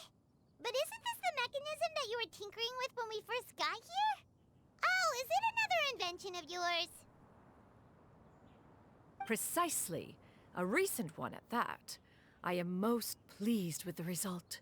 I call it the Suspensus Somnium mechanism. It periodically releases a soft breeze, which when paired with a gentle adeptal tune, can help the listener subconsciously relax and even enter a semi-hypnotic state. Soothing agitation and anxiety, relieving exhaustion and insomnia, its potential uses are numerous indeed. And of course, it can also aid in the recovery of lost memories. Whoa, what a cool gadget! But if you had it all along, why did you keep it to yourself until just now? We could have come to Mount Outsong right off the bat and saved time on a lot of floating. How preposterous. Had Yuendai not recalled much of her past through her own efforts, the device would have nothing to draw upon. We Adepti can only help those who first resolve to help themselves. Had she lacked such determination and strength of character, one would have little to offer in way of assistance. Paimon thinks she gets it now.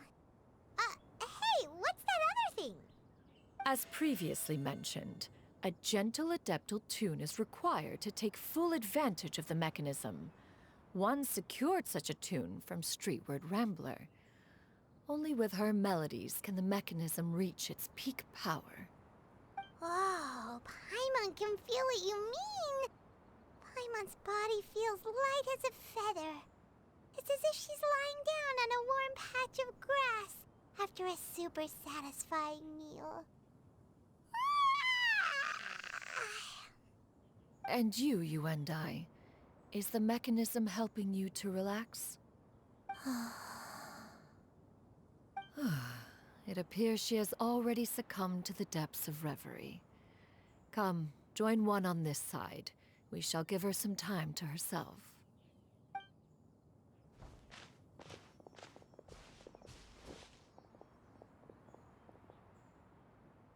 The drought is over. But why do you look like you want to cry? The potion. It's nearly run its course. I've never regretted meeting you. Not even for a second. Please. Please, no.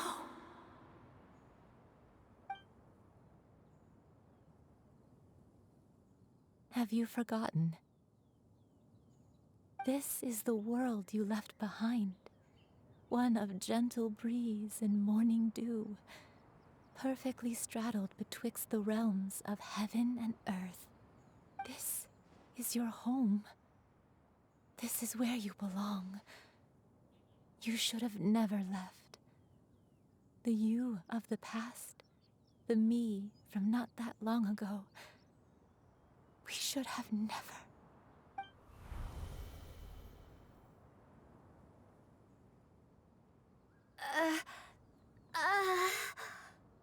So that is the truth.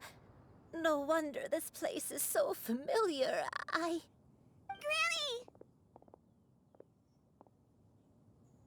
Granny, are you okay? Cloud Retainer. Your memories have returned? Wait, did you just call her by her full name? Does that mean you already knew each other? Yes. I now remember everything. Everything. Granny, please don't cry. I'm here. I'm here. Oh, don't worry, my dear child. Granny is fine. I'm so sorry, everyone. You've gone to so much trouble on my behalf. It's all come back to me now. The most important thing that I had forgotten was the truth of what I once was. One can sense the guilt that now plagues your conscience. Reclaiming a truth long buried is sure to come with a myriad of complex emotions. Perhaps one should recount the story on your behalf while you compose yourself. No, it's okay. Now that I've remembered, I must face my memories head on. Shuyu, everyone, I cannot thank you enough for all your help. I'm ready to tell you my story, if you're willing to listen. Please, Granny, don't force yourself. What happened in the past doesn't matter. I love you more than anything. Nothing you say can change that. I know, dear child. My feelings for you are exactly the same. It is for this reason that you deserve to know the truth. Some time ago, I made a terrible mistake. One for which I could never atone. Is this the sin that you mentioned in Dwayun Karst? What happened? I am, in truth, not a human being. My real form, one that I held for centuries, was that of a wild crane.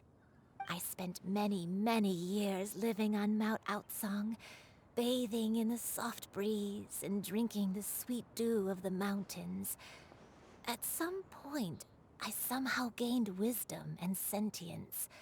The Lord of the Mountain, Cloud Retainer, became aware of my existence and began to share many stories with me. She even passed on the secret of cultivation to me. Though she never took me on as a formal disciple, I always saw her as my master. Whenever she took out her tools to work on mechanisms or new inventions, I would also stand next to her and watch. I even contemplated completing my training and becoming an adeptus in my own right. I followed her teachings, and time gradually passed us by. Until that fateful day 50 years ago. 50 years ago?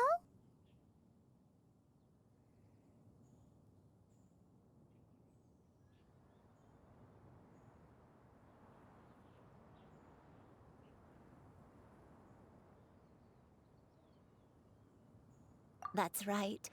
Master regaled me with many stories of her past deeds.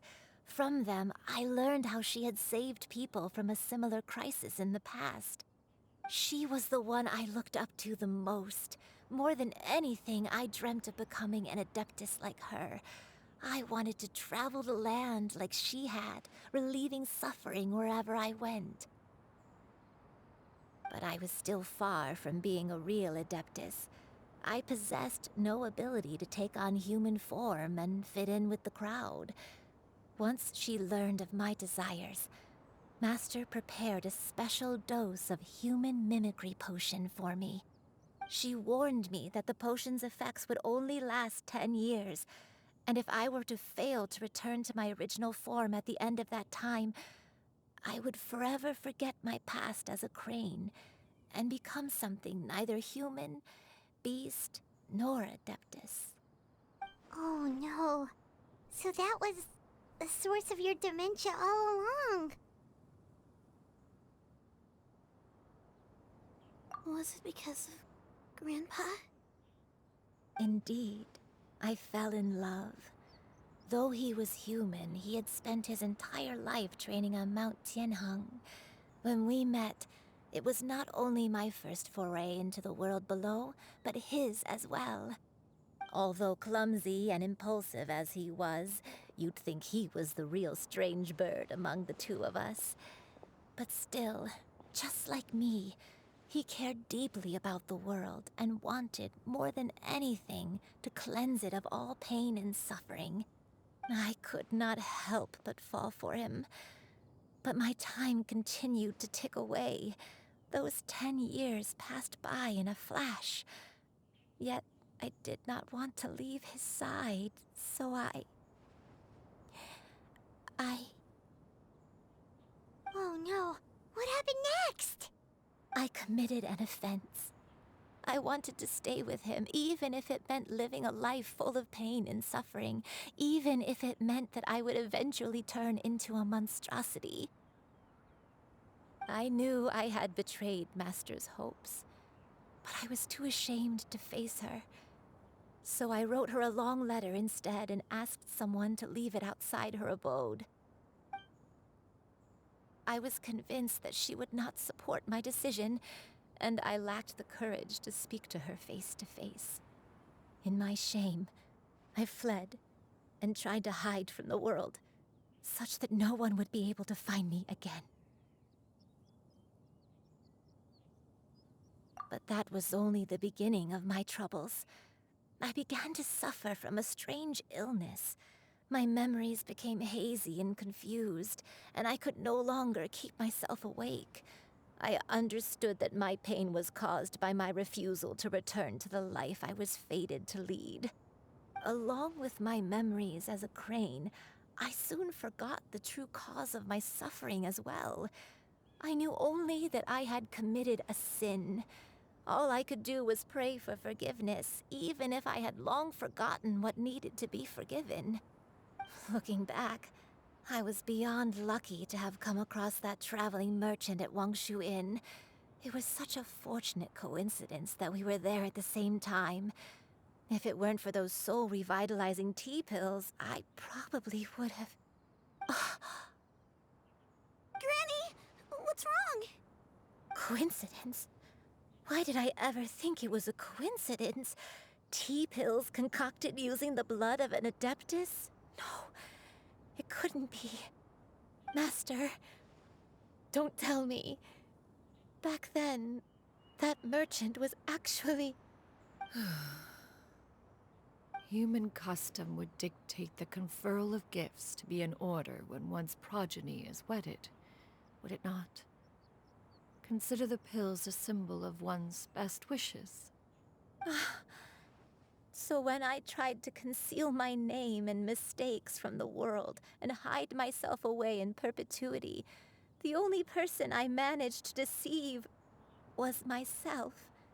You knew where I was all along.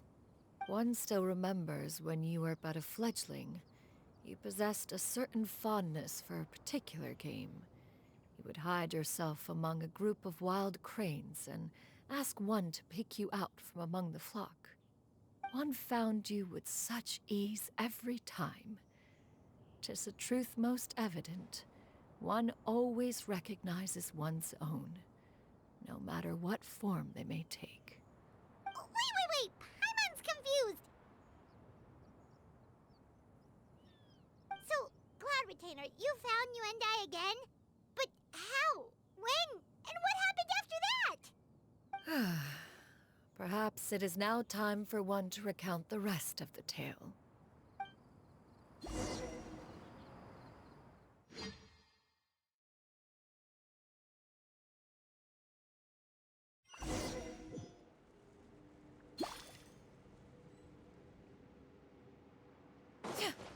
One was furious upon receiving your letter.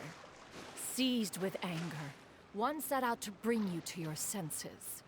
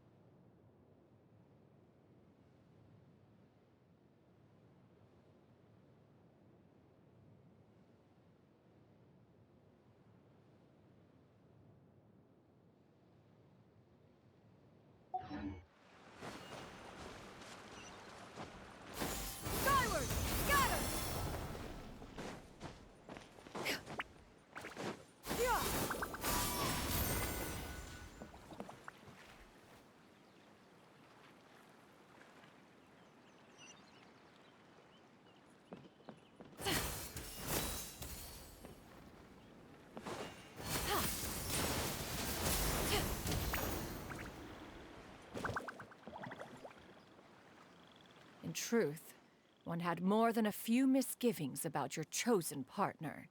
As an exorcist, his talent was lacking. One could hardly say his skill with sigils was any better.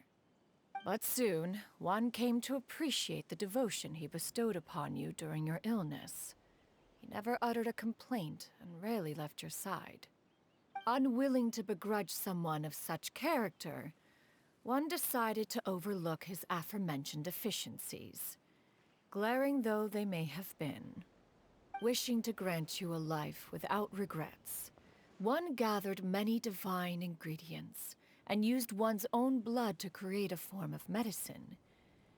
Though imperfect, it managed to suppress the more dire effects of your illness. As for how to deliver the medicine, after much contemplation, one eventually decided to perform the deed oneself. One took great care to alter one's features and select the appropriate attire. Only after meticulous scrutiny did one finally set out for Wangshu Inn. As one expected, you were most ignorant of one's true identity. You showed not even the slightest inkling of recognition. One was quite torn. Should one have celebrated the success of one's disguise, or mourn the loss of your acquaintance?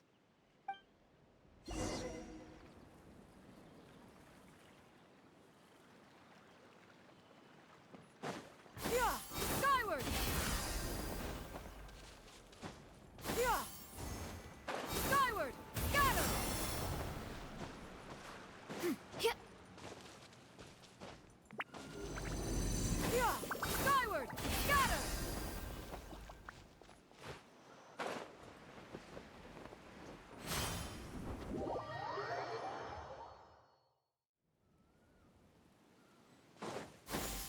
Nevertheless, one would speak to you about another matter, if you are amenable. Even considering your loss of memory, one was simply flabbergasted that you could so easily forget the consequences of consuming medicine infused with adeptal blood. Its proclivity to attract monsters is hardly that complicated of a concept to remember. To think that you tried to travel while weak from sickness and heavy with child. Had one not intervened to clear the fog, all of you would have been lost during the night.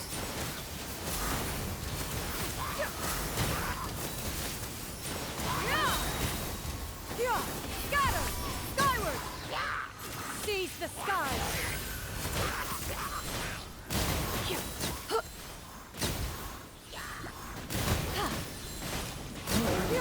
Scatter!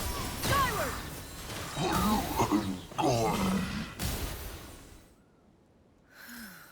Those monsters would hardly have pursued you with such ferocity without sufficient incentive. They were likely incited by the presence of godly remains. Said godly remains, in turn, were likely drawn to the trace of one scent on your body. One was, after all, an active participant in the Archon War. Some of the gods were likely shattered by contraptions of one's very making. In the end, one was relieved to see you endure through the night. At the break of dawn, one heard an infant's cry pierce through the air, and one saw you carefully cradle the child to your chest.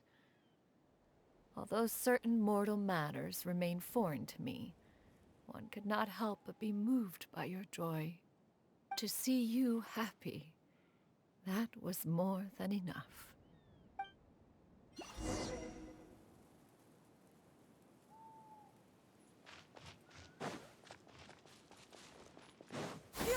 Skyward! Scatter! Now you should have a complete understanding of the events. Wait! But if that's true, then the crane who took care of me when I was sick must also be... Ah, one had almost neglected to recount the absurdities of that tale. Skyward! Just as Yuendai troubled one with her antics, so did you give one many a headache. Upon finding you burning with fever, one made plans to bring you back to one's abode for treatment. However, upon seeing one's form, you began to cry, refusing to get on one's back. When one asked you why, apparently you believed that one could not possibly be a true Adeptus because all illuminated cranes are white from tip to toe. One had no choice but to apply powder to one's body to conceal the variegated nature of one's appearance. You became more than amenable enough when one stood before you devoid of any other coloring. It bears mentioning, however, that as a crane, Yuendai was nearly entirely pure white in color. Though you had never encountered her in that form, you still recognized the essence of her being. Perhaps fate brought you two together in more ways than one.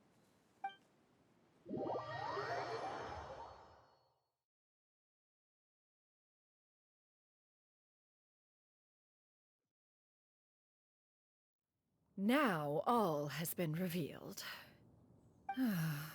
One owes you an apology, Yuendai. One recognized you upon your very entrance into Wanmin Restaurant. One has always viewed you as a disciple of equal standing with Ganyu and Shenhe.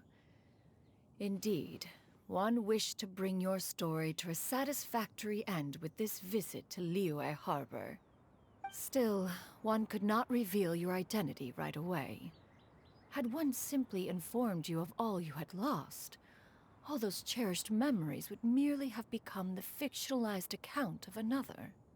Memories are most meaningful when recalled by those who lived through them. Would you not agree? Even if the process was painful and arduous to experience. Have you any further inquiries? Master, I must ask. If you found me all those years ago, why did you leave me be, even though you knew about my mistake? Why did you not bring me back to Mount Outsong by force? One has never regarded your action as a mistake. It was a simple choice, nothing more. When it is time for one's progeny to leave the nest, it is the responsibility of an elder to let them fly free. Yet, when your wings grow weary and the night grows dark, just know that you always have a place to which to return. 'Tis a refuge referred to by many a name in mortal writing. Home, nest, haven. Whatever its denomination may be, its essence remains quite unchanged. One speaks, of course, of a place not unlike one's own abode. One's disciples are free to come and go as they wish, yet the door remains forever open to those who wish to return. One rather hopes you count yourself among them. Thank you. Thank you so much. Yuendai.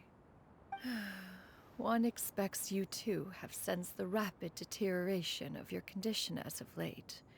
Have you not? 40 years ago, you chose a path without a future. Though one used one's own blood to provide you with a few decades of extra time, it merely delayed the inevitable.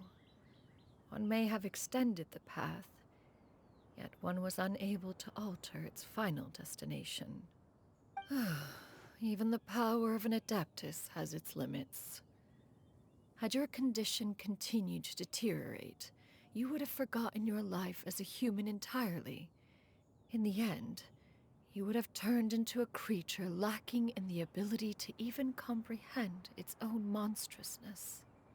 Fortunately, you were able to avoid that scenario by reclaiming your memories. Though one sped the process along by providing some guidance, the result is entirely a reflection of your own effort. So, what's gonna happen to Granny? One will help her reclaim her original form as a wild crane. If it be fated, she may recover her sentience one day. She's gotta go back to being a regular crane, huh?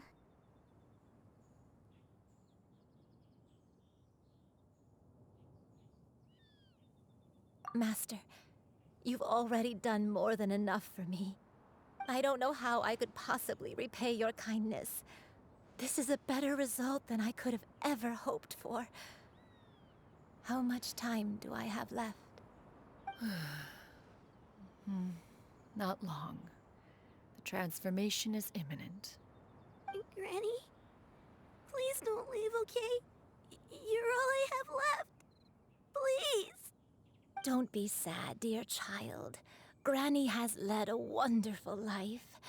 My only regret is having to leave you behind. Don't forget to eat well, okay? A growing young lady like yourself needs lots of good food to grow big and strong. Promise Granny you'll take good care of yourself when I'm gone.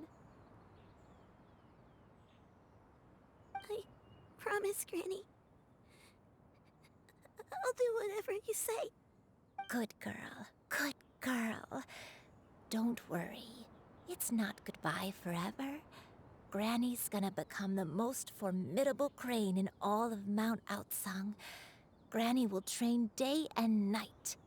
I won't stop until I can turn into a human without having to rely on anything but my own power. When that day comes, we'll be able to live together again. You and I.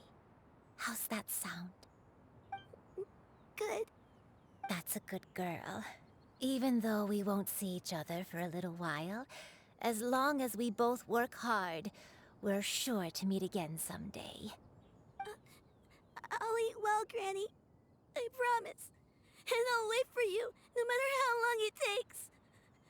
I'll wait for you to come back. That's a good girl. Then Granny really has no more regrets. I'm so sorry, Master.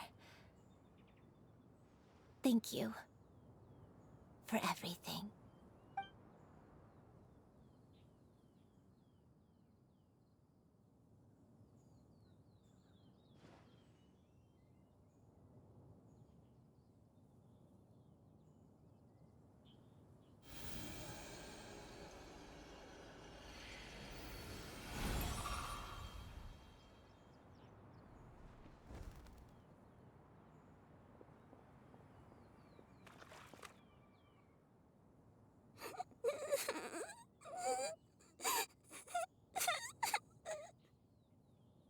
Xiuyu. Let her be. At her age, crying is a natural, if not fitting, response to such an event. Tears are a necessary part of maturation. Sometimes there is scarcely a better vehicle to wash away the toll of stress and misery. Now that the issue has been resolved, you should also take a moment to relax. Give yourself some time to rest. Take a nap if you must. One will wake you in due time.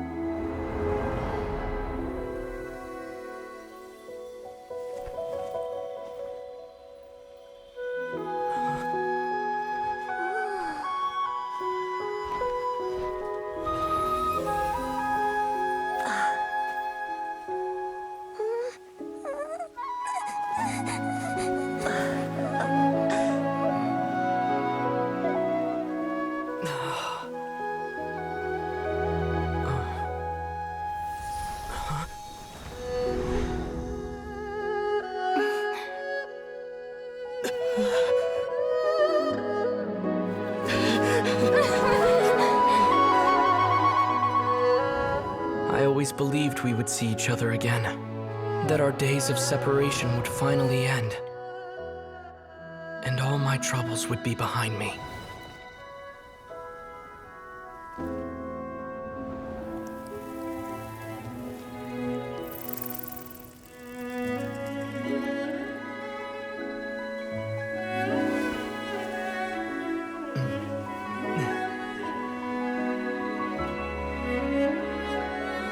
If only things could stay this way forever.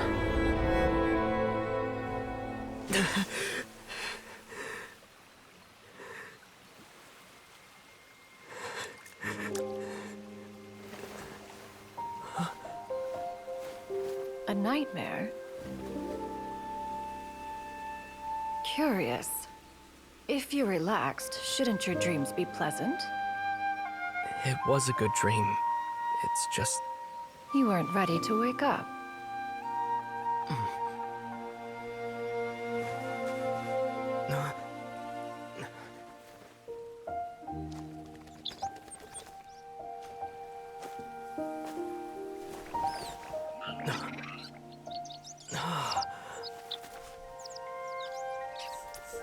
Eloquent as one may be, words of comfort are not one's strong suit.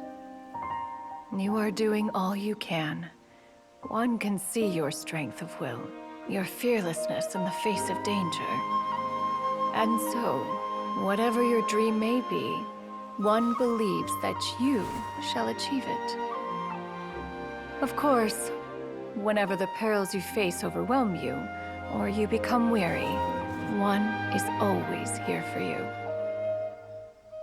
After all, as an elder, it is only right to look out for the young ones.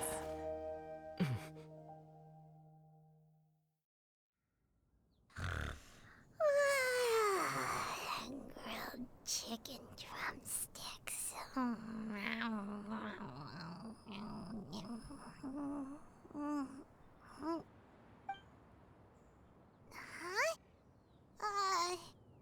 Was Paimon sleeping just now?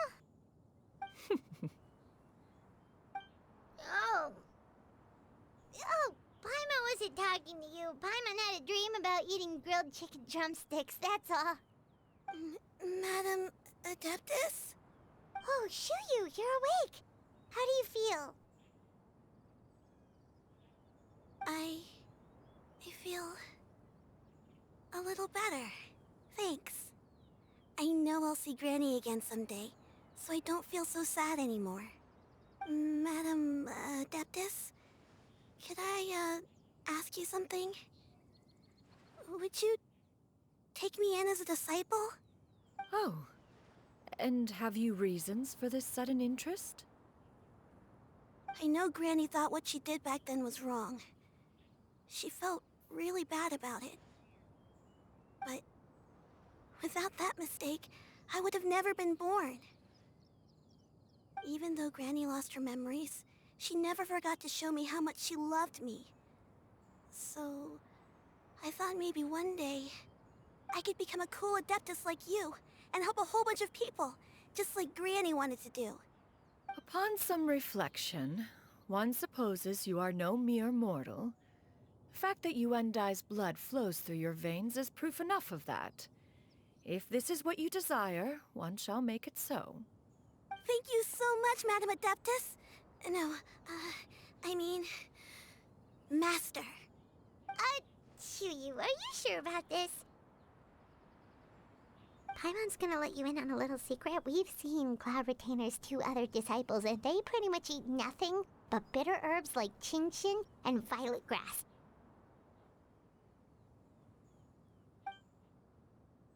If you join them, you'll never enjoy Wanmin Restaurant's delicious cooking ever again.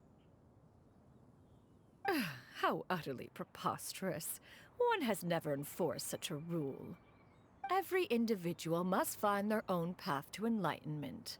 So long as one retains a pureness of spirit, one's dietary proclivities are quite irrelevant. Well, you say that, but Paimon's not seeing any tasty treats up here now, is she? Although Mount Outsong is rich in natural beauty, its location does preclude access to certain finer mortal comforts. That is precisely why one plans to relocate to Liyue Harbor. Shuyu shall have the honor of becoming one's first disciple in the human world. Whoa! You're leaving Mount Outsong? One has never concerned oneself with the location of one's residence. From the very beginning, one has sought only solace and peace. Yet in the end, all of one's disciples ended up in Liyue Harbor. Ganyu, Shenhe, Yuandai, they all chose a life among the mortal world. One has reflected on this fact for many years now. One can only assume that it is due to some failing on one's part as an elder or master.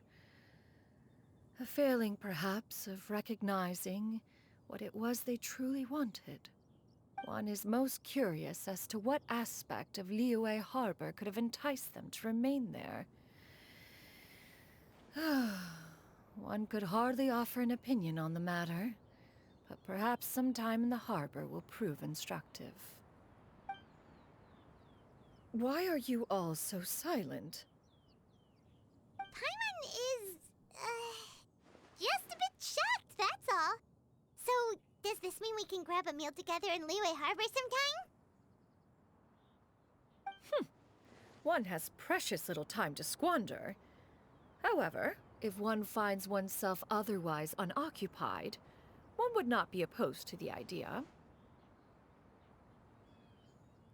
One will be assuming the identity of a human while residing in Liyue Harbor.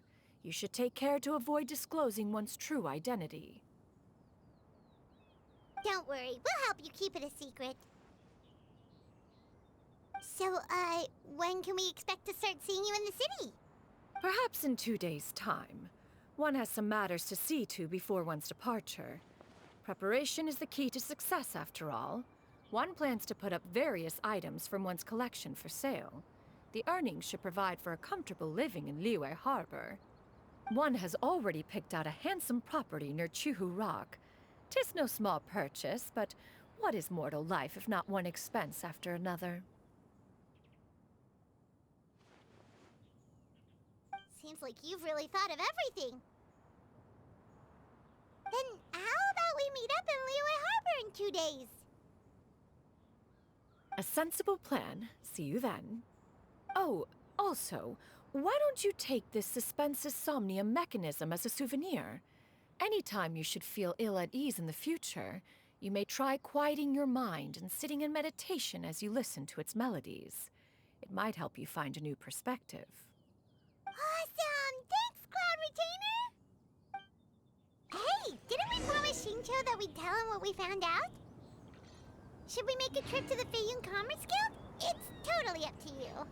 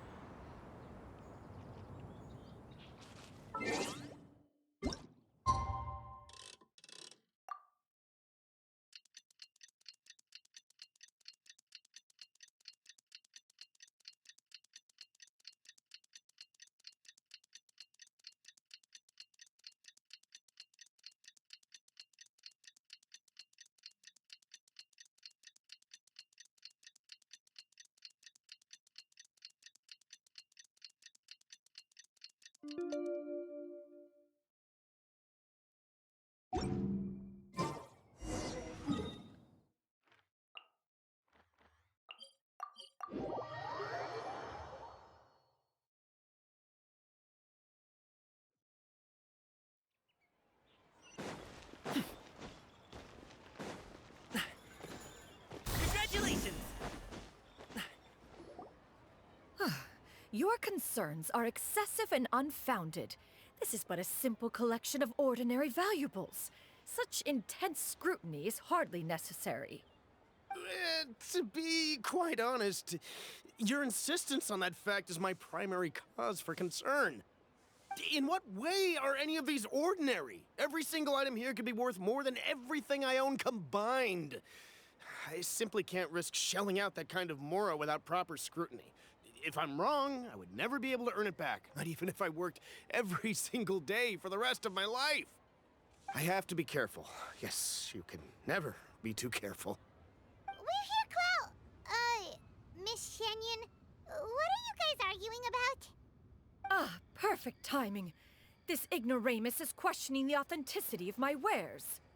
I'll have you know, these items have remained untouched in my personal collection for several hundred years. To question their legitimacy is pure folly. Several 100 years? Indeed. They're family heirlooms, you see, passed down over many generations, as families are wont to do. Yep, they've definitely been around a while. We can vouch for her on that one. Hear that? Had I not found myself in need of Mora, I would scarcely have had the heart to part with them. Indeed, you should consider it an honor to even have the opportunity to behold them with your own eyes. Doubt their authenticity any further, and I may just decide to take them to another buyer. Whoa! Please don't go! I apologize for any insult, miss. You see, I know full well that I lack the knowledge to judge the true worth of these items. If you could wait but a moment, I've hired an expert to appraise them for me. He should be here shortly. An expert, you say? Very well. I will wait for a little while longer, then. Traveler, Paimon, this is my new residence. If you have cause to seek my company in the future, this is where you can find me. Master! Oh, it's you two again. Hello. Shuyu! You got a new outfit! It looks great on you. Mm-hmm. Master made it for me. I like it too. Huh? You know how to make clothes? Do I know how to make clothes? With the support of the proper mechanism, sewing is hardly a challenge. Master, I brought in most of my stuff. There's a few boxes left, but they're kind of heavy, so I just left them outside. Fret not. I shall help you move them into your room. Actually, I should probably sort through my stuff a bit first. Everything's kind of messy right now, so maybe you could, not look yet, Master? Yeah, that'd be great. It appears my young apprentice has her own fair share of secrets. No matter. Do what you must, child.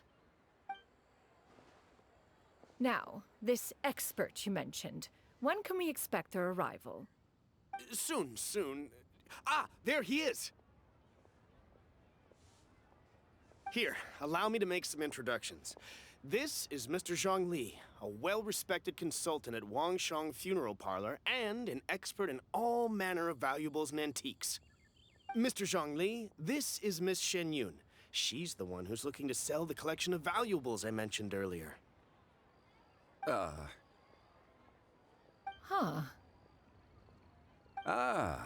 If it isn't Miss Shen Yun. It has been quite some time since our last meeting. What a serendipitous reunion. Indeed, most serendipitous. Have you been faring well as of late, Mr. Zhongli? Quite well, thank you. I was fortunate enough over the past few days to enjoy both a stroll in the mountains and a fresh brew of tea from the most recent harvest.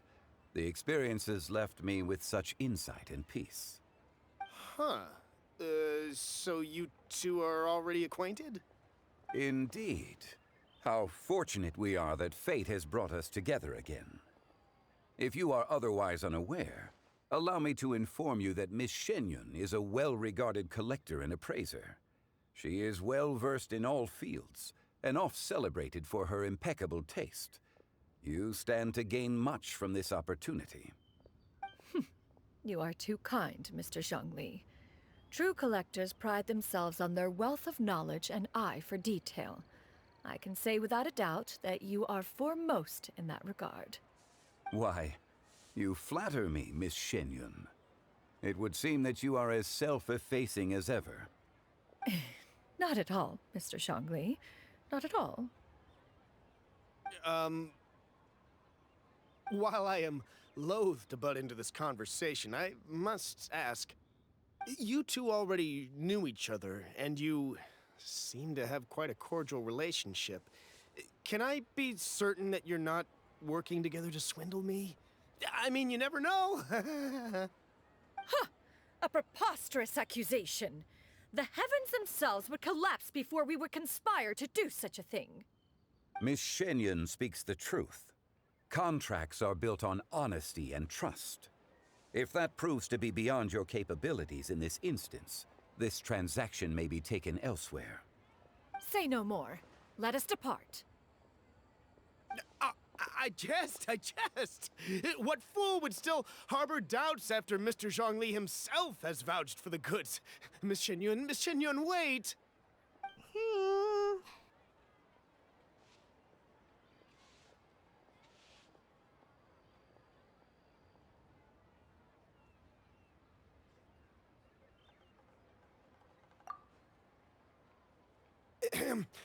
I deeply apologize for doubting you. So, Mr. Zhongli, could you please give me a final verdict on the value of these items? There is no cause for concern. They are indeed rare and precious valuables. Take this mechanism, for instance. Though one may not immediately perceive its purpose, its structure and appearance are exquisite enough to merit it a place in any fine home. The same can be said for this one here. Few could hope to possess an item that so perfectly blends mechanical wonder with geometric grace. I am sure you have heard from your travels that the study of mechanisms is among the most wondrous arts in this world. With that in mind, I earnestly recommend procuring every last item in this collection. All right. Since I hired you as my consultant, Mr. Zhongli, I shall, of course, trust your good opinion. Then, in that case, Miss Shenyun, I'll take the lot. However, since the final sum is quite large, how about we start with an initial deposit through the Northland Bank? The Northland Bank? Huh. Oh, you refer to the fiduciary house. Oh, very well. I fear people only use the term bank nowadays. In that case, I'll be off for now. I'll return to collect the goods once you've received the funds.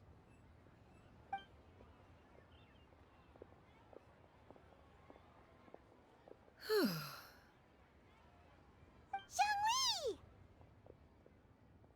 My friends, have you been doing well? We've been great! How about you? Paimon didn't know you were such a busy consultant!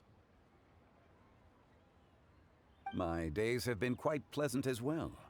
I had been quietly enjoying a cup of tea when Mr. Xiaozu requested my services. As for you, Miss Shenyun, I presume you must be looking to settle in the city? I must say, the name Shenyun sounds exceedingly strange coming from you. Perhaps you could dispense of that particular epithet in further conversation. Whatever for. Am I not addressing you as a friend should? Well, that is true, but... Alas, refer to me however you will.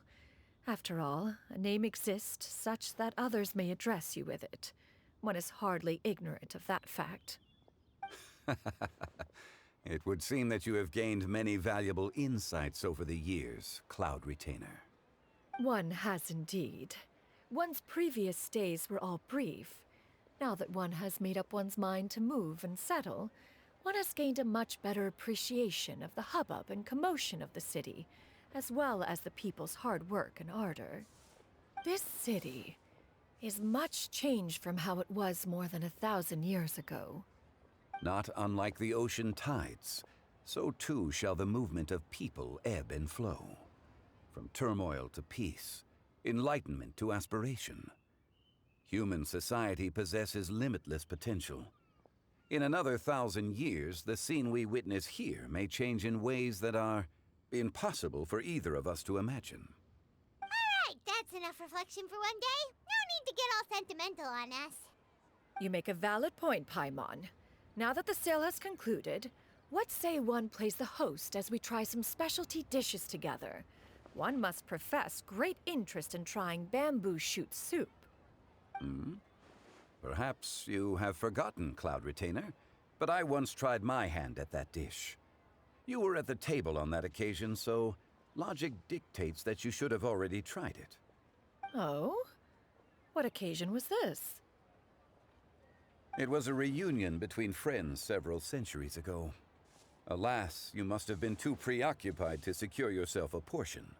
Or perhaps our other companions simply availed themselves of faster reflexes on that occasion. Hardly. 'Twas most certainly out of consideration for the others in attendance. In but a moment, one will show you what it means to have a true deftness of hand. It is settled then. Bamboo shoot soup, mora meat, crab roe tofu, triple-layered consommé. We shall enjoy the lot. One has already passed word to Shenhe and Ganyu to make a reservation. It is prime time for them to meet one's newest disciple. Is that agreeable to everyone? It should be a most splendid occasion.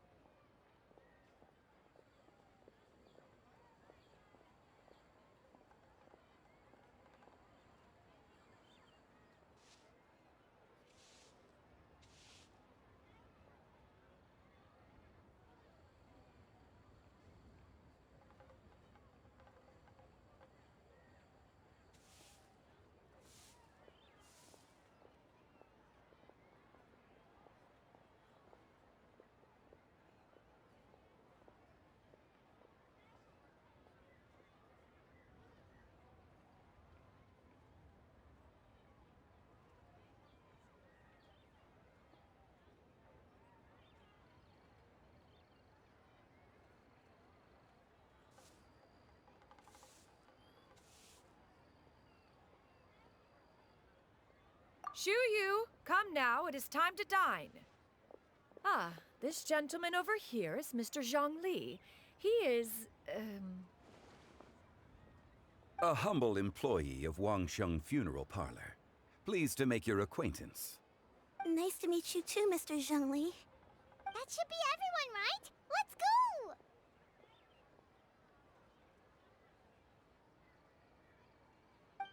Sounds good. Actually, Master, have you ever tried Adeptus' temptation? I heard it's impossible to stop eating after even just one bite. You know, 'cause it's super tempting and stuff. Is that true? That sounds rather implausible. Although with the right preparation, certain dishes can be too delicious to resist. Huh? Why are you all walking so fast? Hey, wait for Paimon! Hey, wait up!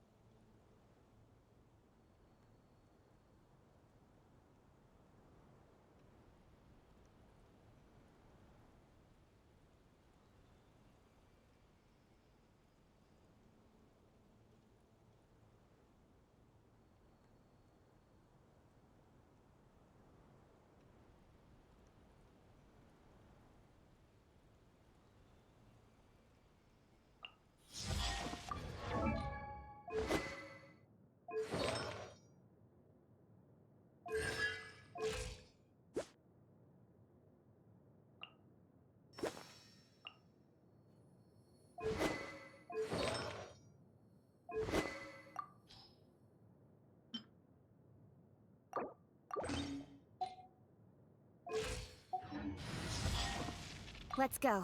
Time is against us. There are still so many places for us to explore.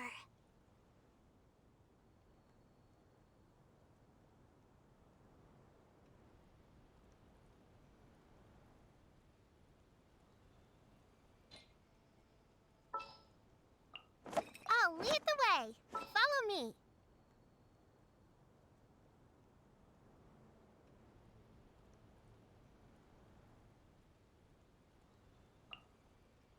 The threads of your fate lie in my hands.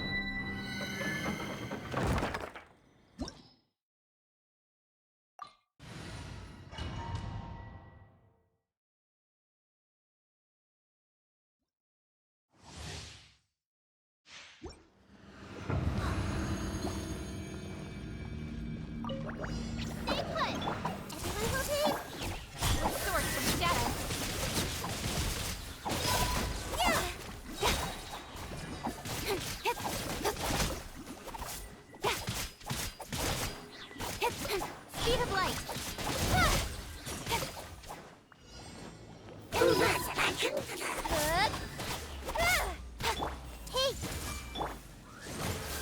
You Blade!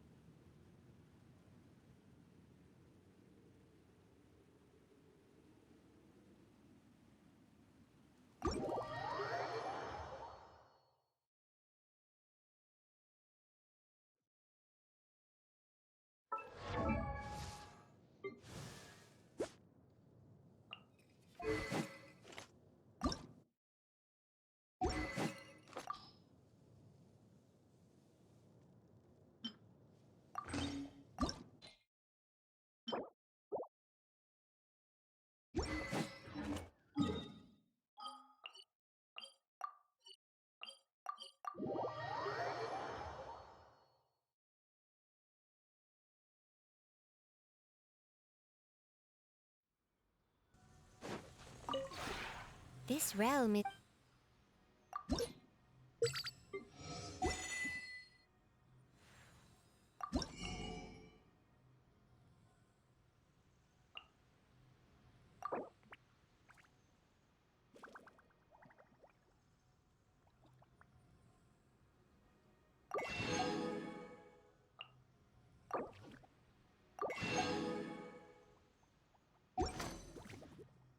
If you ever have...